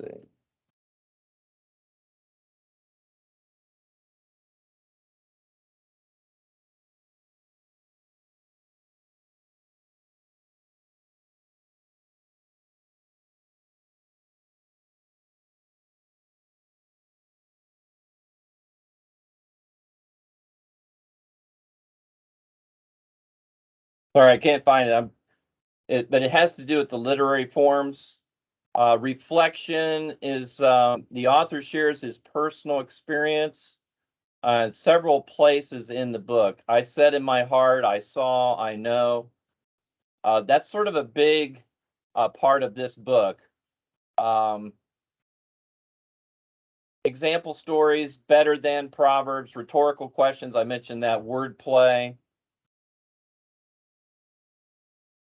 So recognize how Ecclesiastes, along with Job, is a counterbalance to the conventional view presented in Proverbs. So Proverbs is the generalized wisdom statements, the pithy short statements. Ecclesiastes sometimes gives a creative counterpart. This is true, yes, but here's something else to consider. Just like Job was that it didn't fit into the retribution theology, right? So Ecclesiastes is like that. It doesn't fit into Proverbs. It sort of shows us, life is messy. Doesn't always work out the way we think it's going to work out.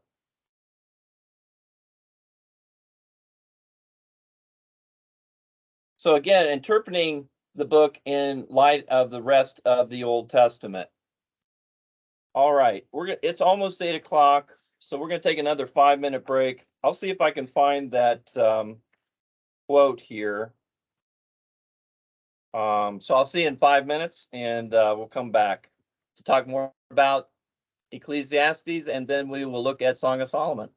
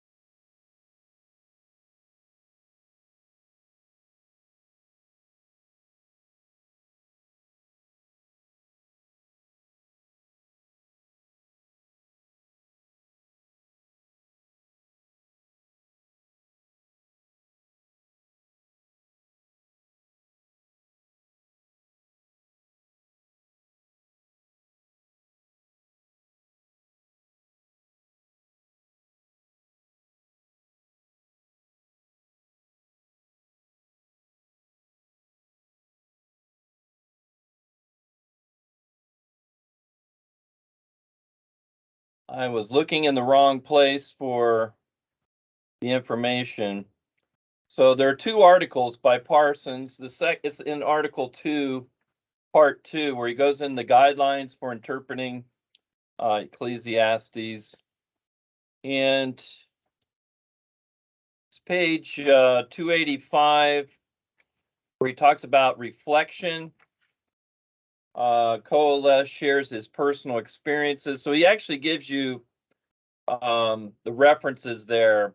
I said or thought in my heart, observations I saw or I have seen. He gives you all the references. And I know. He talks about problems under the sun. Example stories, page 285. Wisdom sayings, better than Proverbs. That's on page 286. 30 rhetorical questions in the book. I mentioned the first one there, chapter 1, verse 3. What profit is there or advantage? So 30 rhetorical questions. Let me read what he says here, page 287. The rhetorical questions in chapters 1 through 6 are answered in two ways. First, there is no profit or advantage under the sun. Chapter 2:11, 3:19, and 6:8. Second, nothing is better than to enjoy God's gifts in this life. 2:24, 3:12, and verse 22. The rhetorical questions in 6:12 may be pivotal for understanding the rest of the book. Wright argues that the first question, who knows what is good, is developed in chapters 7 and 8, and the second question, who can tell what will be after him, is developed in chapter 9, verse 1 through chapter 11, verse 6. So those are interesting observations from Wright. That's G. Wright, W-R-I-G-H-T. In the first part 1, just wanted to read what he had to say about the fear of God. Recognize that the concept of the fear of God is not an afterthought, but is a theme woven into the fabric of the book. 3:14, 5:7, 7:18, and 8:12 through 13. Bullock has suggested this fundamental premise of the fear of God, which is shared with other wisdom books, becomes the mediating element in Koheleth's philosophy. According to him, Koheleth walked a tightrope between despair and arrogance, between nihilism and hedonism, balanced by the fear of God. Many believe that Koheleth recommended the fear of God as an alternative between the two extremes.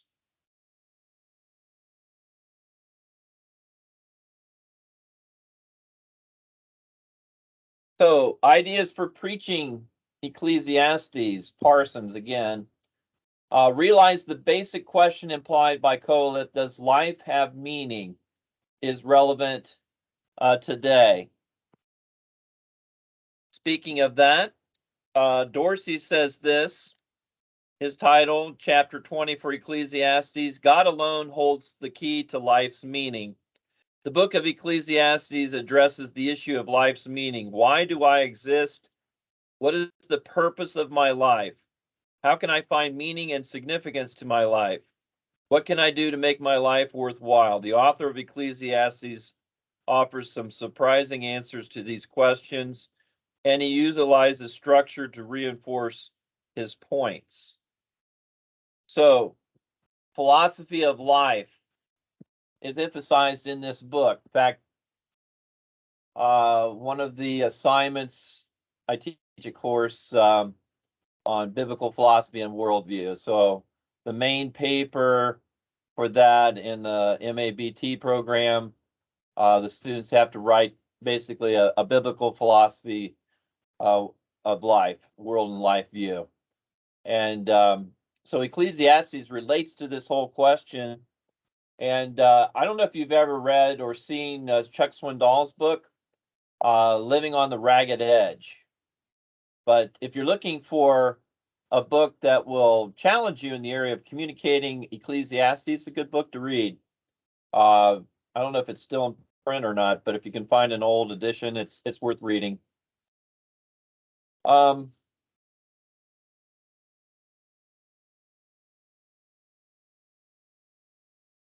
And he talks about become aware of the proper role Ecclesiastes serves with respect to the New Testament, for its ultimate function may be to prepare for the gospel. Again, the idea of lost people going down the wrong path. Really, the ultimate solution is Jesus, who said, "I am the way, the truth, and the life." I like number 4. Learn from Colette the need for a theology from below. To be a keen observer of life in this world, as well as a theology from above, to be an interpreter of the word. So all of us have experiences, and I think, as you interact with people in your sphere of influence at work, in your church, in ministry, one of the great things that you can do is to talk to and listen to people and to listen to their story, and to hear about their experiences in life that are different from yours and from mine. And as you listen to people and you find out where they are in their journey, again, this is where reading Ecclesiastes can make us a little sensitive, I think, to that, and recognize that people come from different backgrounds. They've had different experiences. They've had different experiences in church. So Ecclesiastes really helps us to see different paths that people go down. So preaching the book verse by verse, noting Solomon's recording his observances and experiences in life, recognizing that the theme of the book, life without God, is meaningless. That's really, I think, the key. And then the main applications. I'm going to talk about that here last. Finding illustrations in contemporary culture. So here's a book I found at in just a secular bookstore. But its title caught my attention, but then I recognized it was written actually by a Christian. The title was Grasping for the Wind. And basically it's a book by John Whitehead about the 21st century, basically talking about, the 20th century, 1900s. So basically sort of analyzing culture, especially culture in America, everything from artists to scientists to events that happen. So again, it's very interesting to think about that, to find illustrations in contemporary culture that relate to Solomon's search for satisfaction and significance. Let's finish by looking at Ecclesiastes 12 because it talks about a preacher. We don't want to miss what Ecclesiastes has to teach us about preaching.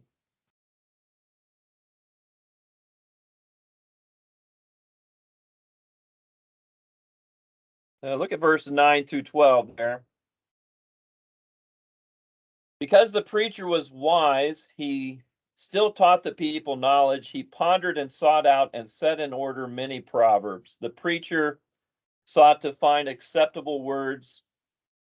What was written was upright, words of truth. The words of the wise are like goads. The words of scholars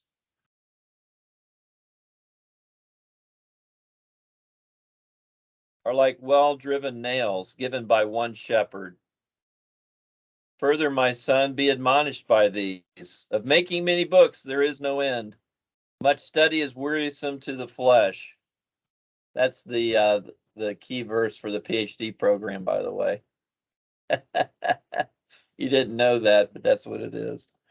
Let us hear the conclusion of the whole matter. Fear God and keep his commandments, for this is man's all.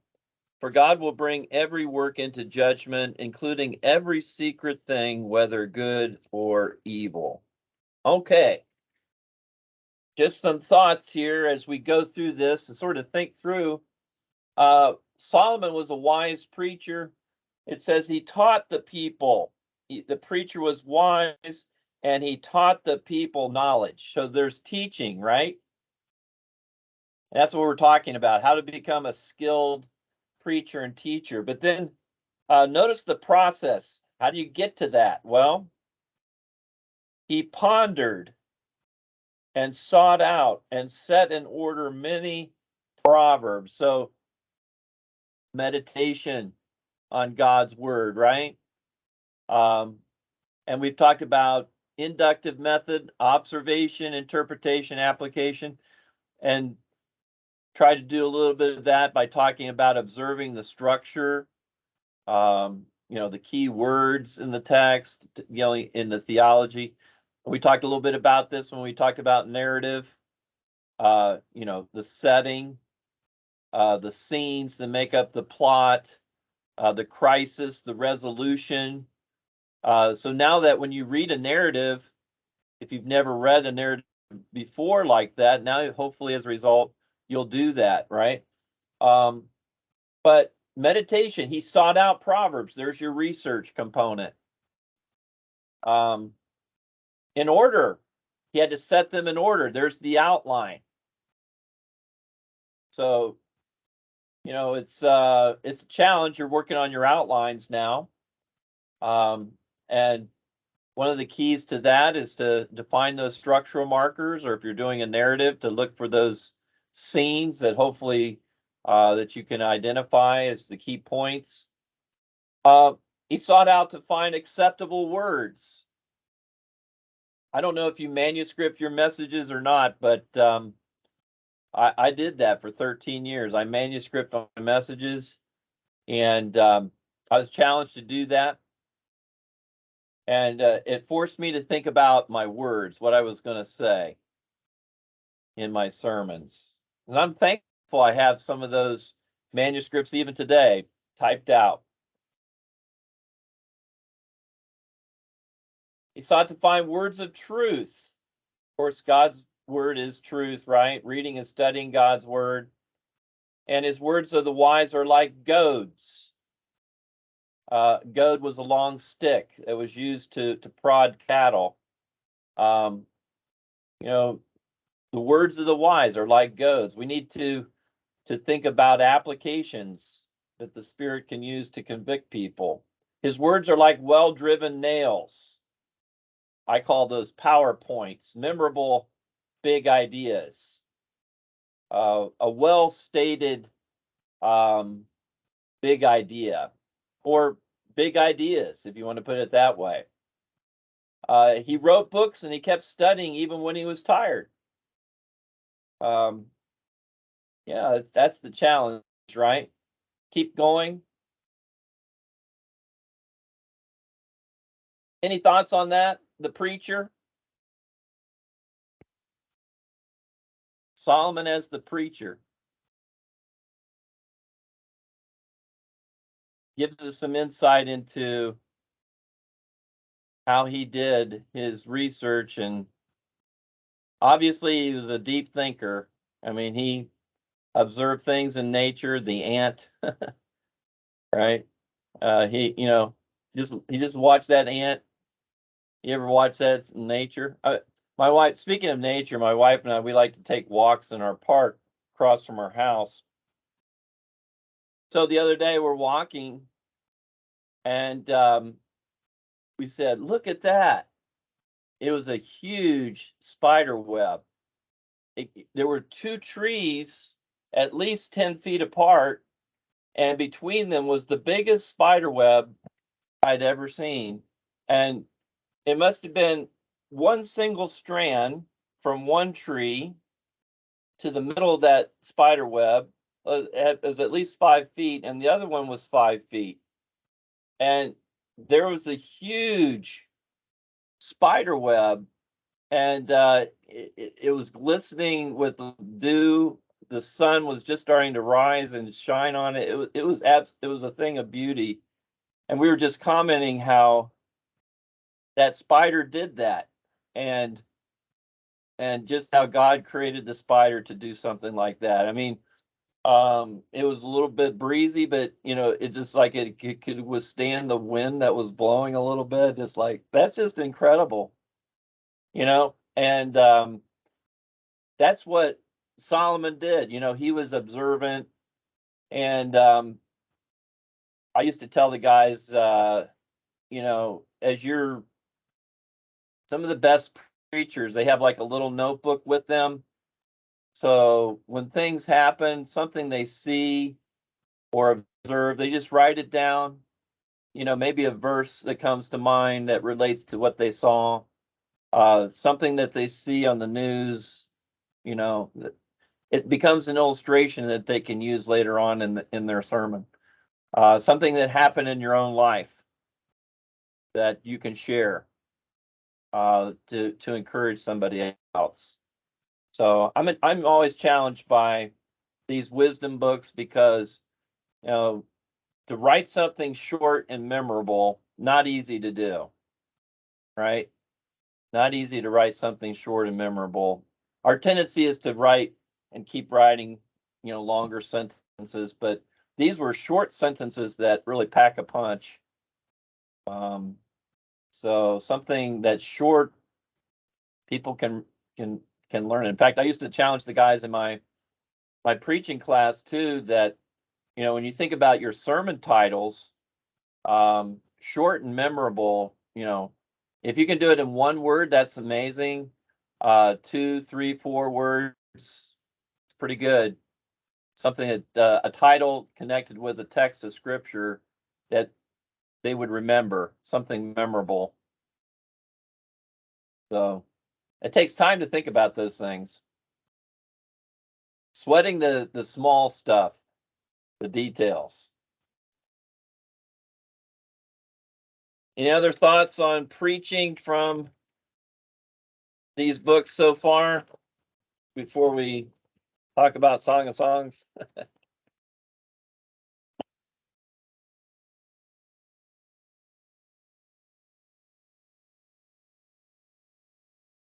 I hope that reading some of these articles that you're reading for the discussion questions, and as you're working on your outlines, I'm hoping that you can use those, in your ministry. So hopefully, this class of all the classes, it'll be a class. I think all the classes are like that, really, in the program, but especially this class, you're going to be working on Old Testament sermon as well as a New Testament sermon. I'm hoping that you can take those assignments and use them in your church ministry, in your preaching and teaching.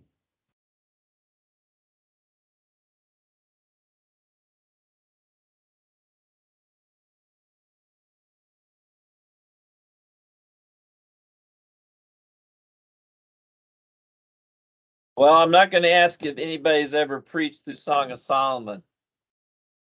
I've been asking if you preached through these different books. Unless you want to volunteer, say you preached through the book. So I have one of my colleagues at Baptist Bible Seminary was Dr. Mark McGinnis. And he did his dissertation on the Song of Songs. So you know what his nickname was? The sex doctor. Dr. Love. Oh, No, it's Dr. Love. We call him Dr. Love. That was Dr. Love. We said, Dr. Love, what do you got? What word you got for us today? So Dr. Love was a friend of mine, still is, from BBS. So yeah, his dissertation, Contributions of Selected Rhetorical Devices to a Biblical Theology of the Song of Songs. So I got a copy of his. Also have Craig Glickman, who used to teach at Dallas, Solomon's Song of Love. So I've got some commentaries on Song of Solomon or the Song of Songs. top of the charts, right? I think that Mark McGinnis is the only person I've ever heard go straight through. You know, and I've been in church my whole life. I've heard people dance around it, use it illustrations or whatever, but it was not until, other than at Dallas when they teach that book to you, you know, but he's the only one that taught it straight through and didn't dance around through it either. He just taught it. I appreciated that about him. Yep. Yeah, I have to say I did it once at a conference. It was at a church conference in Pennsylvania. So I actually was asked to give 5 sermons or messages from the Song of Solomon. So that was I had to go into some details there. So The unique request. I could say I did it. Probably the people who ask for the Song of Solomon take some of the allegorical approaches. Yes, that's You know. right. Well, we're told in 1 Kings 4:32, Solomon wrote 1,005 songs. And if this is the Song of Songs, it's the best that he wrote, right? Love song filled with metaphors, oriental imagery. Again, since we've talked about Solomon a little bit, you know, he's the 3rd king of Israel, ruled Israel for 40 years, son of David and Bathsheba. His nickname was Jedediah, right? Beloved of the Lord, 2 Samuel 12:25. Requested wisdom from God, 1 Kings 3. And God honored that. He's viewed as the wisest man, I guess, next to Jesus, right? Composed thousands of proverbs and songs, wrote the 3 wisdom books we're talking about tonight. 2 Psalms, Psalm 72 and Psalm 127. And we know that the Queen of Sheba came to visit him to hear of his wisdom, 1 Kings 10. Not only was he known for wisdom, but for his wealth. Built the first temple with materials provided by his father David. Huge harem, of course, and his wives, known for his 700 wives, 300 concubines. So then the question comes, how could Solomon know anything about marital love and faithfulness if he had so many wives? The answer is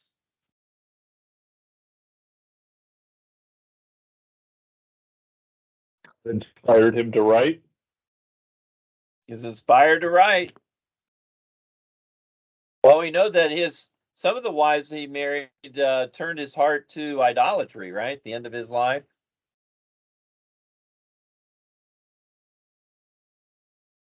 Yeah, I think a man with 700 wives and 300 concubines, if nothing else, will become a philosopher for sure.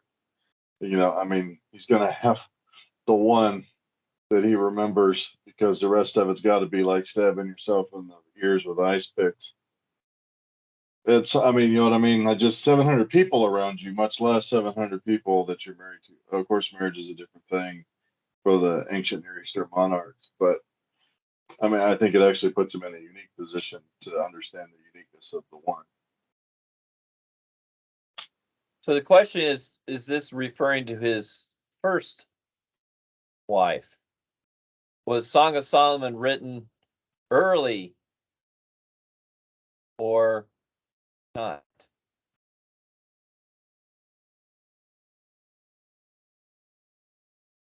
Most say Ecclesiastes is the last book that he wrote.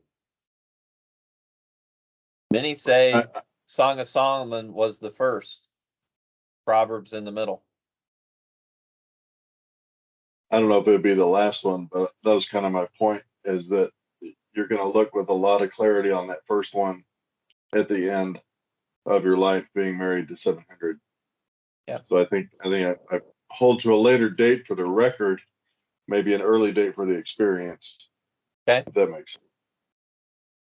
So the main characters, Solomon, king of Israel here, who marries the Shulamite. So my translation has Song of Songs, which is Solomon's. Shulamite is sort of the Cinderella of the story. And then you have this group that are called the Daughters of Jerusalem, the unmarried virgins of the city. You have the brothers of the Shulamite woman who watch over her and put her to work. And then you have this poet. So who is that? I think may reference to God himself, the one who created marriage and approves of sex in marriage. So here's my key theme that I see in the book. We'll go back to the structure that's debated and discussed. But one of the purposes I see for the book to encourage young people to wait until marriage to enjoy the pleasures of sex. So if you look at chapter 2 and verse 7, just look at these verses here. I charge you, O daughters of Jerusalem, by the gazelles, by the does of the field, do not stir up nor awaken love until it pleases. You see that reference, don't stir up love. You see it also in chapter 3:5. I charge you, O daughters of Jerusalem. So if the daughters of Jerusalem are the unmarried virgins, the idea is that of the application to them, again, by the gazelles or by the does of the field, do not stir up nor awaken love until it pleases. There it is in 3:5. You also have it in chapter 8, verse 4. There it is. I charge you, O daughters of Jerusalem, do not stir up nor awaken love until it pleases. That's 8:4. And then 8 through 12. I'll talk a little bit about this here in a minute. We'll save that for the end because that is the end of the book there, chapter 8 to the end. So let's go back to possible structure here, and which is much debated and discussed. So we talked about the characters, talked about a possible purpose. So starting with chapter 1, verse 2 to 3:5, the courtship here. In my Bible, I don't know if it's true of yours, but I actually have the Shulamite. It has, for instance, the Shulamite verses 2 through 4. All right. And then it has the daughters of Jerusalem, 2:4b, we will run after you. Then the Shulamite, king has brought me into his chambers, and the daughters of Jerusalem, we will be glad and rejoice in you. Shulamite. So I'm not sure, but I think those are interpretive to help us understand the story. So as you read through the book, the first part is the courtship. And you have chapter 1, 2 through 8, the conversations of the bride with the daughters of Jerusalem. And so the bride is exulting in the fact that she's courted by the king. And then the daughters of Jerusalem are rejoicing in their relationship.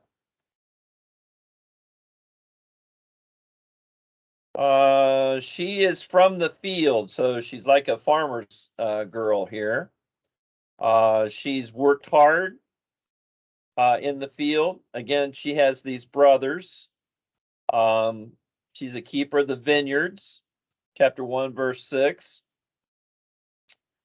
And then we get into the king praising the bride for her beauty. We see this throughout the book, chapter 1, verses 9 and 10. And then we have the conversation of the bride and the king, 1:12 to 2:6. And the king is praising the bride for her beauty. The bride praises the king as well. And so that leads us over to chapter 2. And you got the Shulamite here speaking.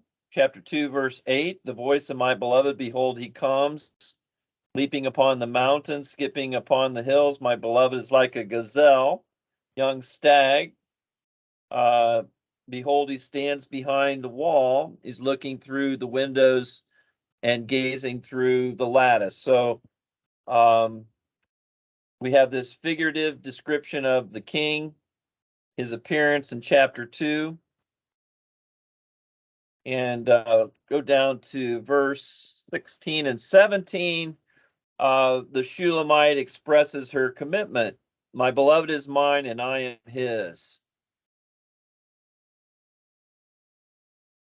2:16. That leads us, as we get into chapter 3, that leads to the wedding and the wedding night. As we read through chapters 3, 4, and 5.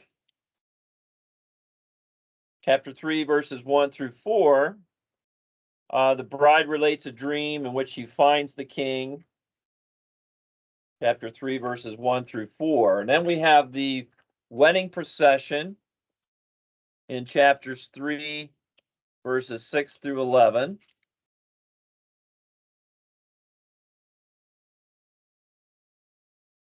So who is this coming out of the wilderness? Chapter 3, verse 6, like pillars of smoke, perfumed with myrrh and frankincense, all the merchants' fragrant powders. Behold, it's Solomon's couch, 60 valiant men around it, of the valiant of Israel. They all hold their swords. You get this picture of a wedding there in the ancient Near East with the groom, Solomon, with his best men having swords. Notice it says every man has his sword on his thigh. He mentions Solomon the king, chapter 3, verse 9. We go to chapter 4. And now we have the king praising his bride for her beauty. Chapter 4, verse 1, all the way to verse 15. And again, he says, behold, you are fair, my love. He says that chapter 4, verse 1. Chapter 4, verse 7. Similar words there. Then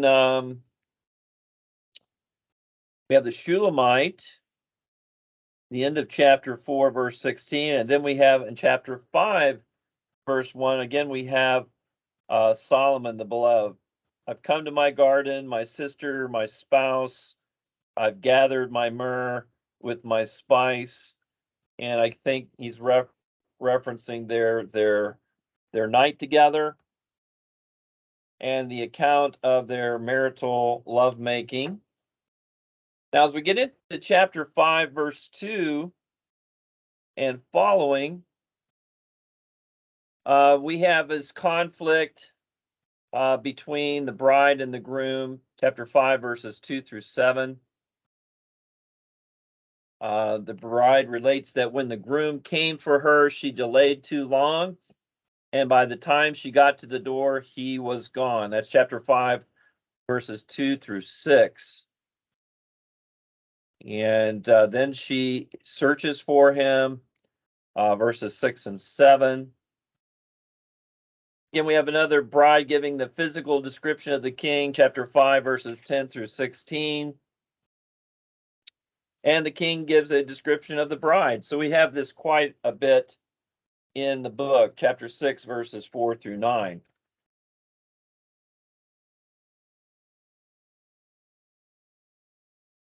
Well, we come to chapter 7, 1 through 8:14. Again, this could be called the maturing of marital love. Love grows with time. Again, chapter 7, verses 1 through 9, the king extols the beauty of his bride and describes her physical appearance.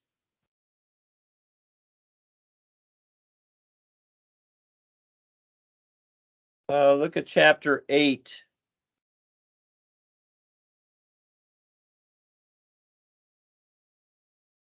And we come to the end of chapter 8 here. I believe this is the last chapter.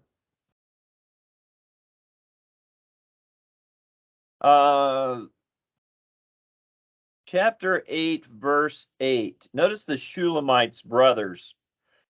We have a sister, little sister, she has no breasts.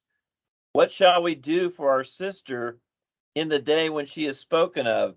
If she is a wall, we will build upon her a battlement of silver, and if she is a door, we will enclose her with boards of cedar.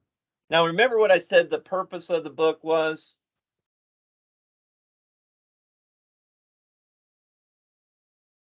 To encourage young people to wait until marriage to enjoy the pleasures of sex. So this is an interesting statement by the brothers of the Shulamite, okay? And basically saying that if she is a wall, they're going to protect her, but if she's a door, they're going to enclose her. The idea is if she's a person who is, I want to say promiscuous, or someone who is too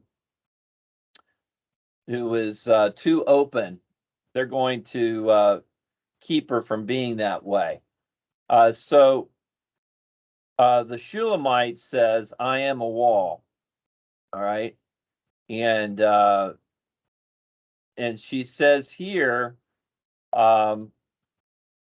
she describes Solomon there, and Solomon describes her. And the book ends basically with the approval of sex and marriage in chapter 8, basically in the final verses 10 through 14. So I think it relates to two purposes. One would be for young people who are not married to wait until marriage. As someone said, true love waits. And then the other purpose would be for husbands and wife to enjoy the pleasures of sex in marriage. So probably need to add a second purpose. Purposes, because the book is so much about that, that I think both purposes need to be stated. Any questions or comments on that? Tried to go through some of the key points there. Let me mention Parsons again. I didn't put the information from his article, but he has guidelines for understanding and utilizing the Song of Songs. So I recommend that article for you. Questions about that book?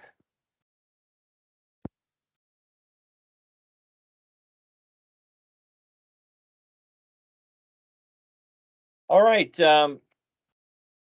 Just to finish out tonight, have you decided on your research paper for your topic or your text or your research paper?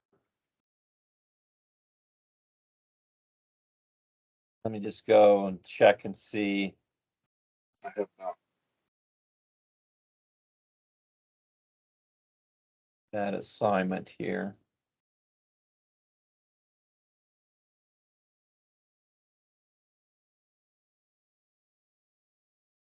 Okay, so the exegetical paper, 20 to 30 pages, double spaced, okay? Arabian style. So this is what I'm looking for in your paper, just a reminder. Your exegetical idea and outline need to be, as you write the paper, have your outline point and then give your commentary, and then outline point 2 and then your commentary. So sort of commentary style, right? If you want to put the whole outline first, that's fine, but I'd like for you to include it within the paper itself. Please use the original text, Hebrew Old Testament or Greek New Testament, but commentary style. And then the appendices, all right? So Appendix 1 is a text criticism problem. So you've had, Old Testament exegesis. You've had Greek New Testament exegesis. So one textual criticism problem. That's all you have to do. Explanation number 2, appendix is explanation of the biblical theology. So biblical theology would be your key ideas about God and about man, especially. So with an application, all right? So that's appendix number 2. And so that should be 2 appendices, not 3. I don't know why I said 3. So I'll change that to 2.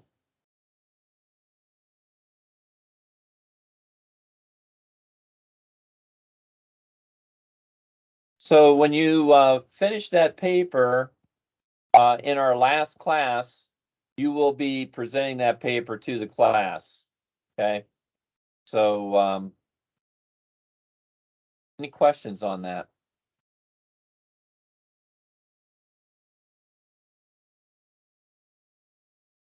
That is assignment 9.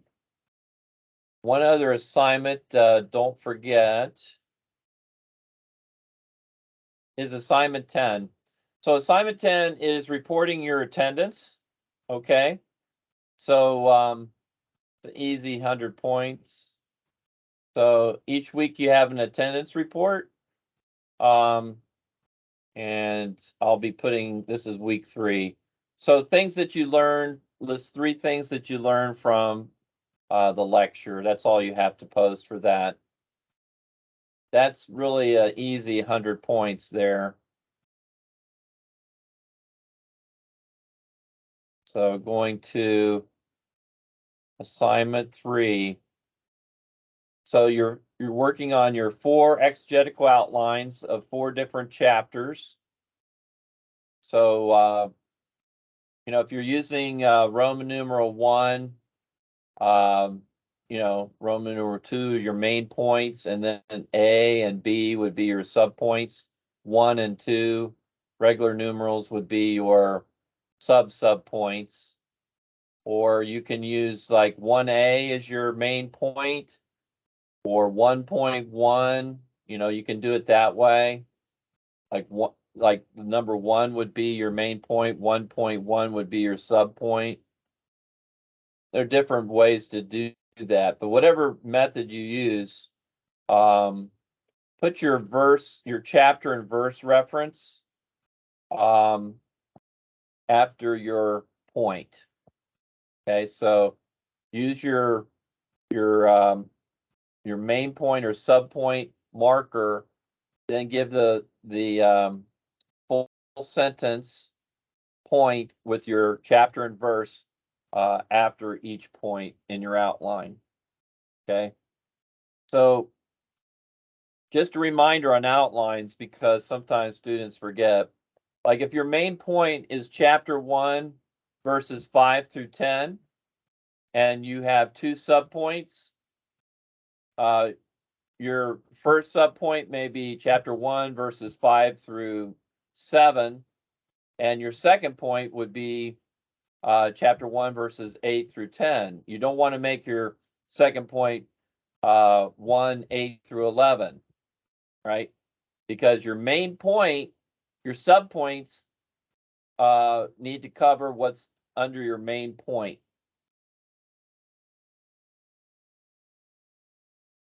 That clear? Dr. Mackey, do we have to have just like one chapter? Can we be like depends on how big the pericope we are choosing, right? Yeah. reason I say complete chapters because sometimes I've had students only do like 4 or 5 verses. So I gave the assignment, they only did like 4 or 5 verses. So I wanted you to have more. Maybe I should just say 10 verses for each. So a total of 40 verses. I could say that.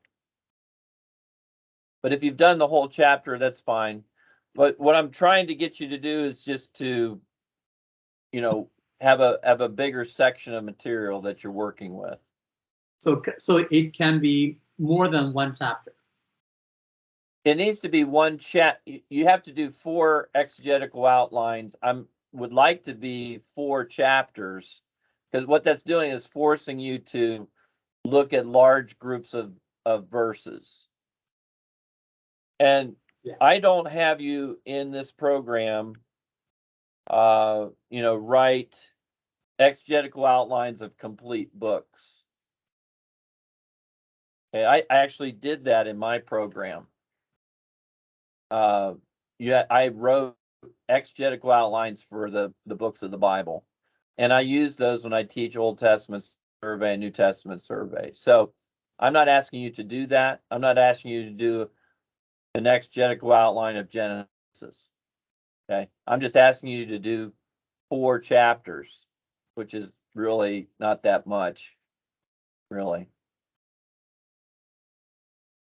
It might seem like a lot, but it's forcing you to look at bigger sections of material. That's what I'm trying to do. That's the purpose of the assignment. And then the sermon is, of course, you could take just part of that. If you had, say, your chapter had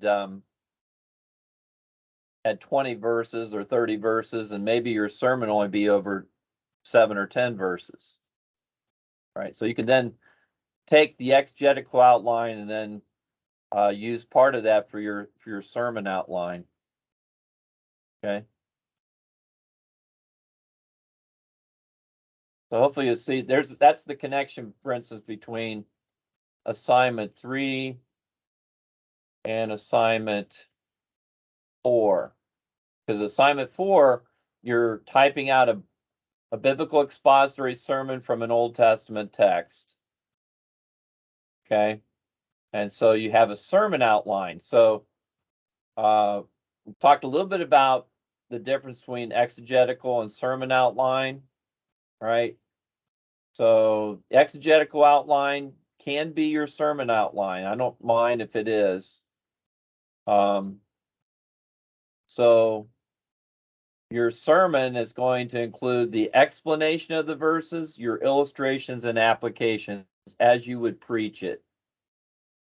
All right, so I look at a sermon outline, a sermon manuscript, and I want to see, opening illustration, the context, your sermon outline. It's not going to be, your sermon outlines typically are shorter than your exegetical outlines, and you're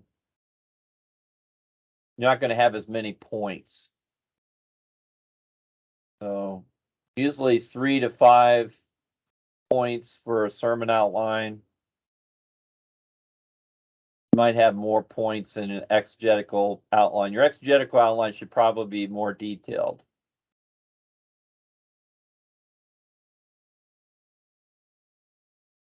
Okay. Any other questions on those assignments?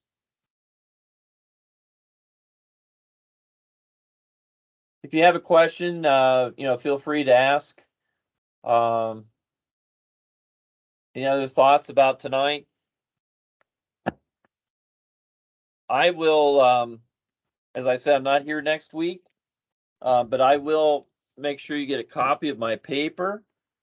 Probably wait until after I present it at the conference, but if you are interested in the Council on Dispensational Hermeneutics, you can watch the conference live. I believe it's going to be live streamed, and I think it's $25 If you pay the fee, you'll have access to all the papers. There are 18 presentations this year, a lot of papers. So looks like a good conference. That it's on. Does dispensationalism matter? That's the theme of the conference.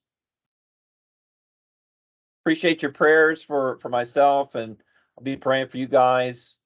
And I look forward to seeing you in a couple weeks. All right, let me pray for you and we'll be finished.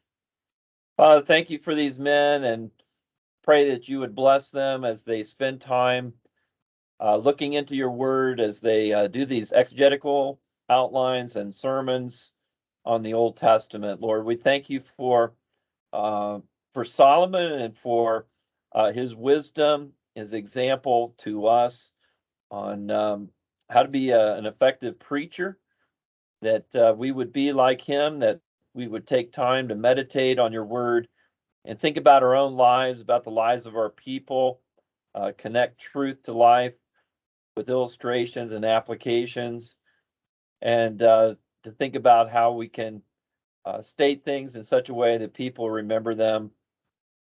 And Lord, we just pray that you would use these men as they preach and teach your word in their local churches and ministries, and just continue to open up doors for all of us to minister your word. We thank you, Lord, for our class. We pray for the other classes here at Calvary. Help the students as we get into the middle of this particular cycle. We pray in Jesus' name. Amen. Well, thanks for coming tonight, guys. And we'll see you in a couple weeks. All right. Let me know if you have any questions. Okay. All right. See you guys. Bye.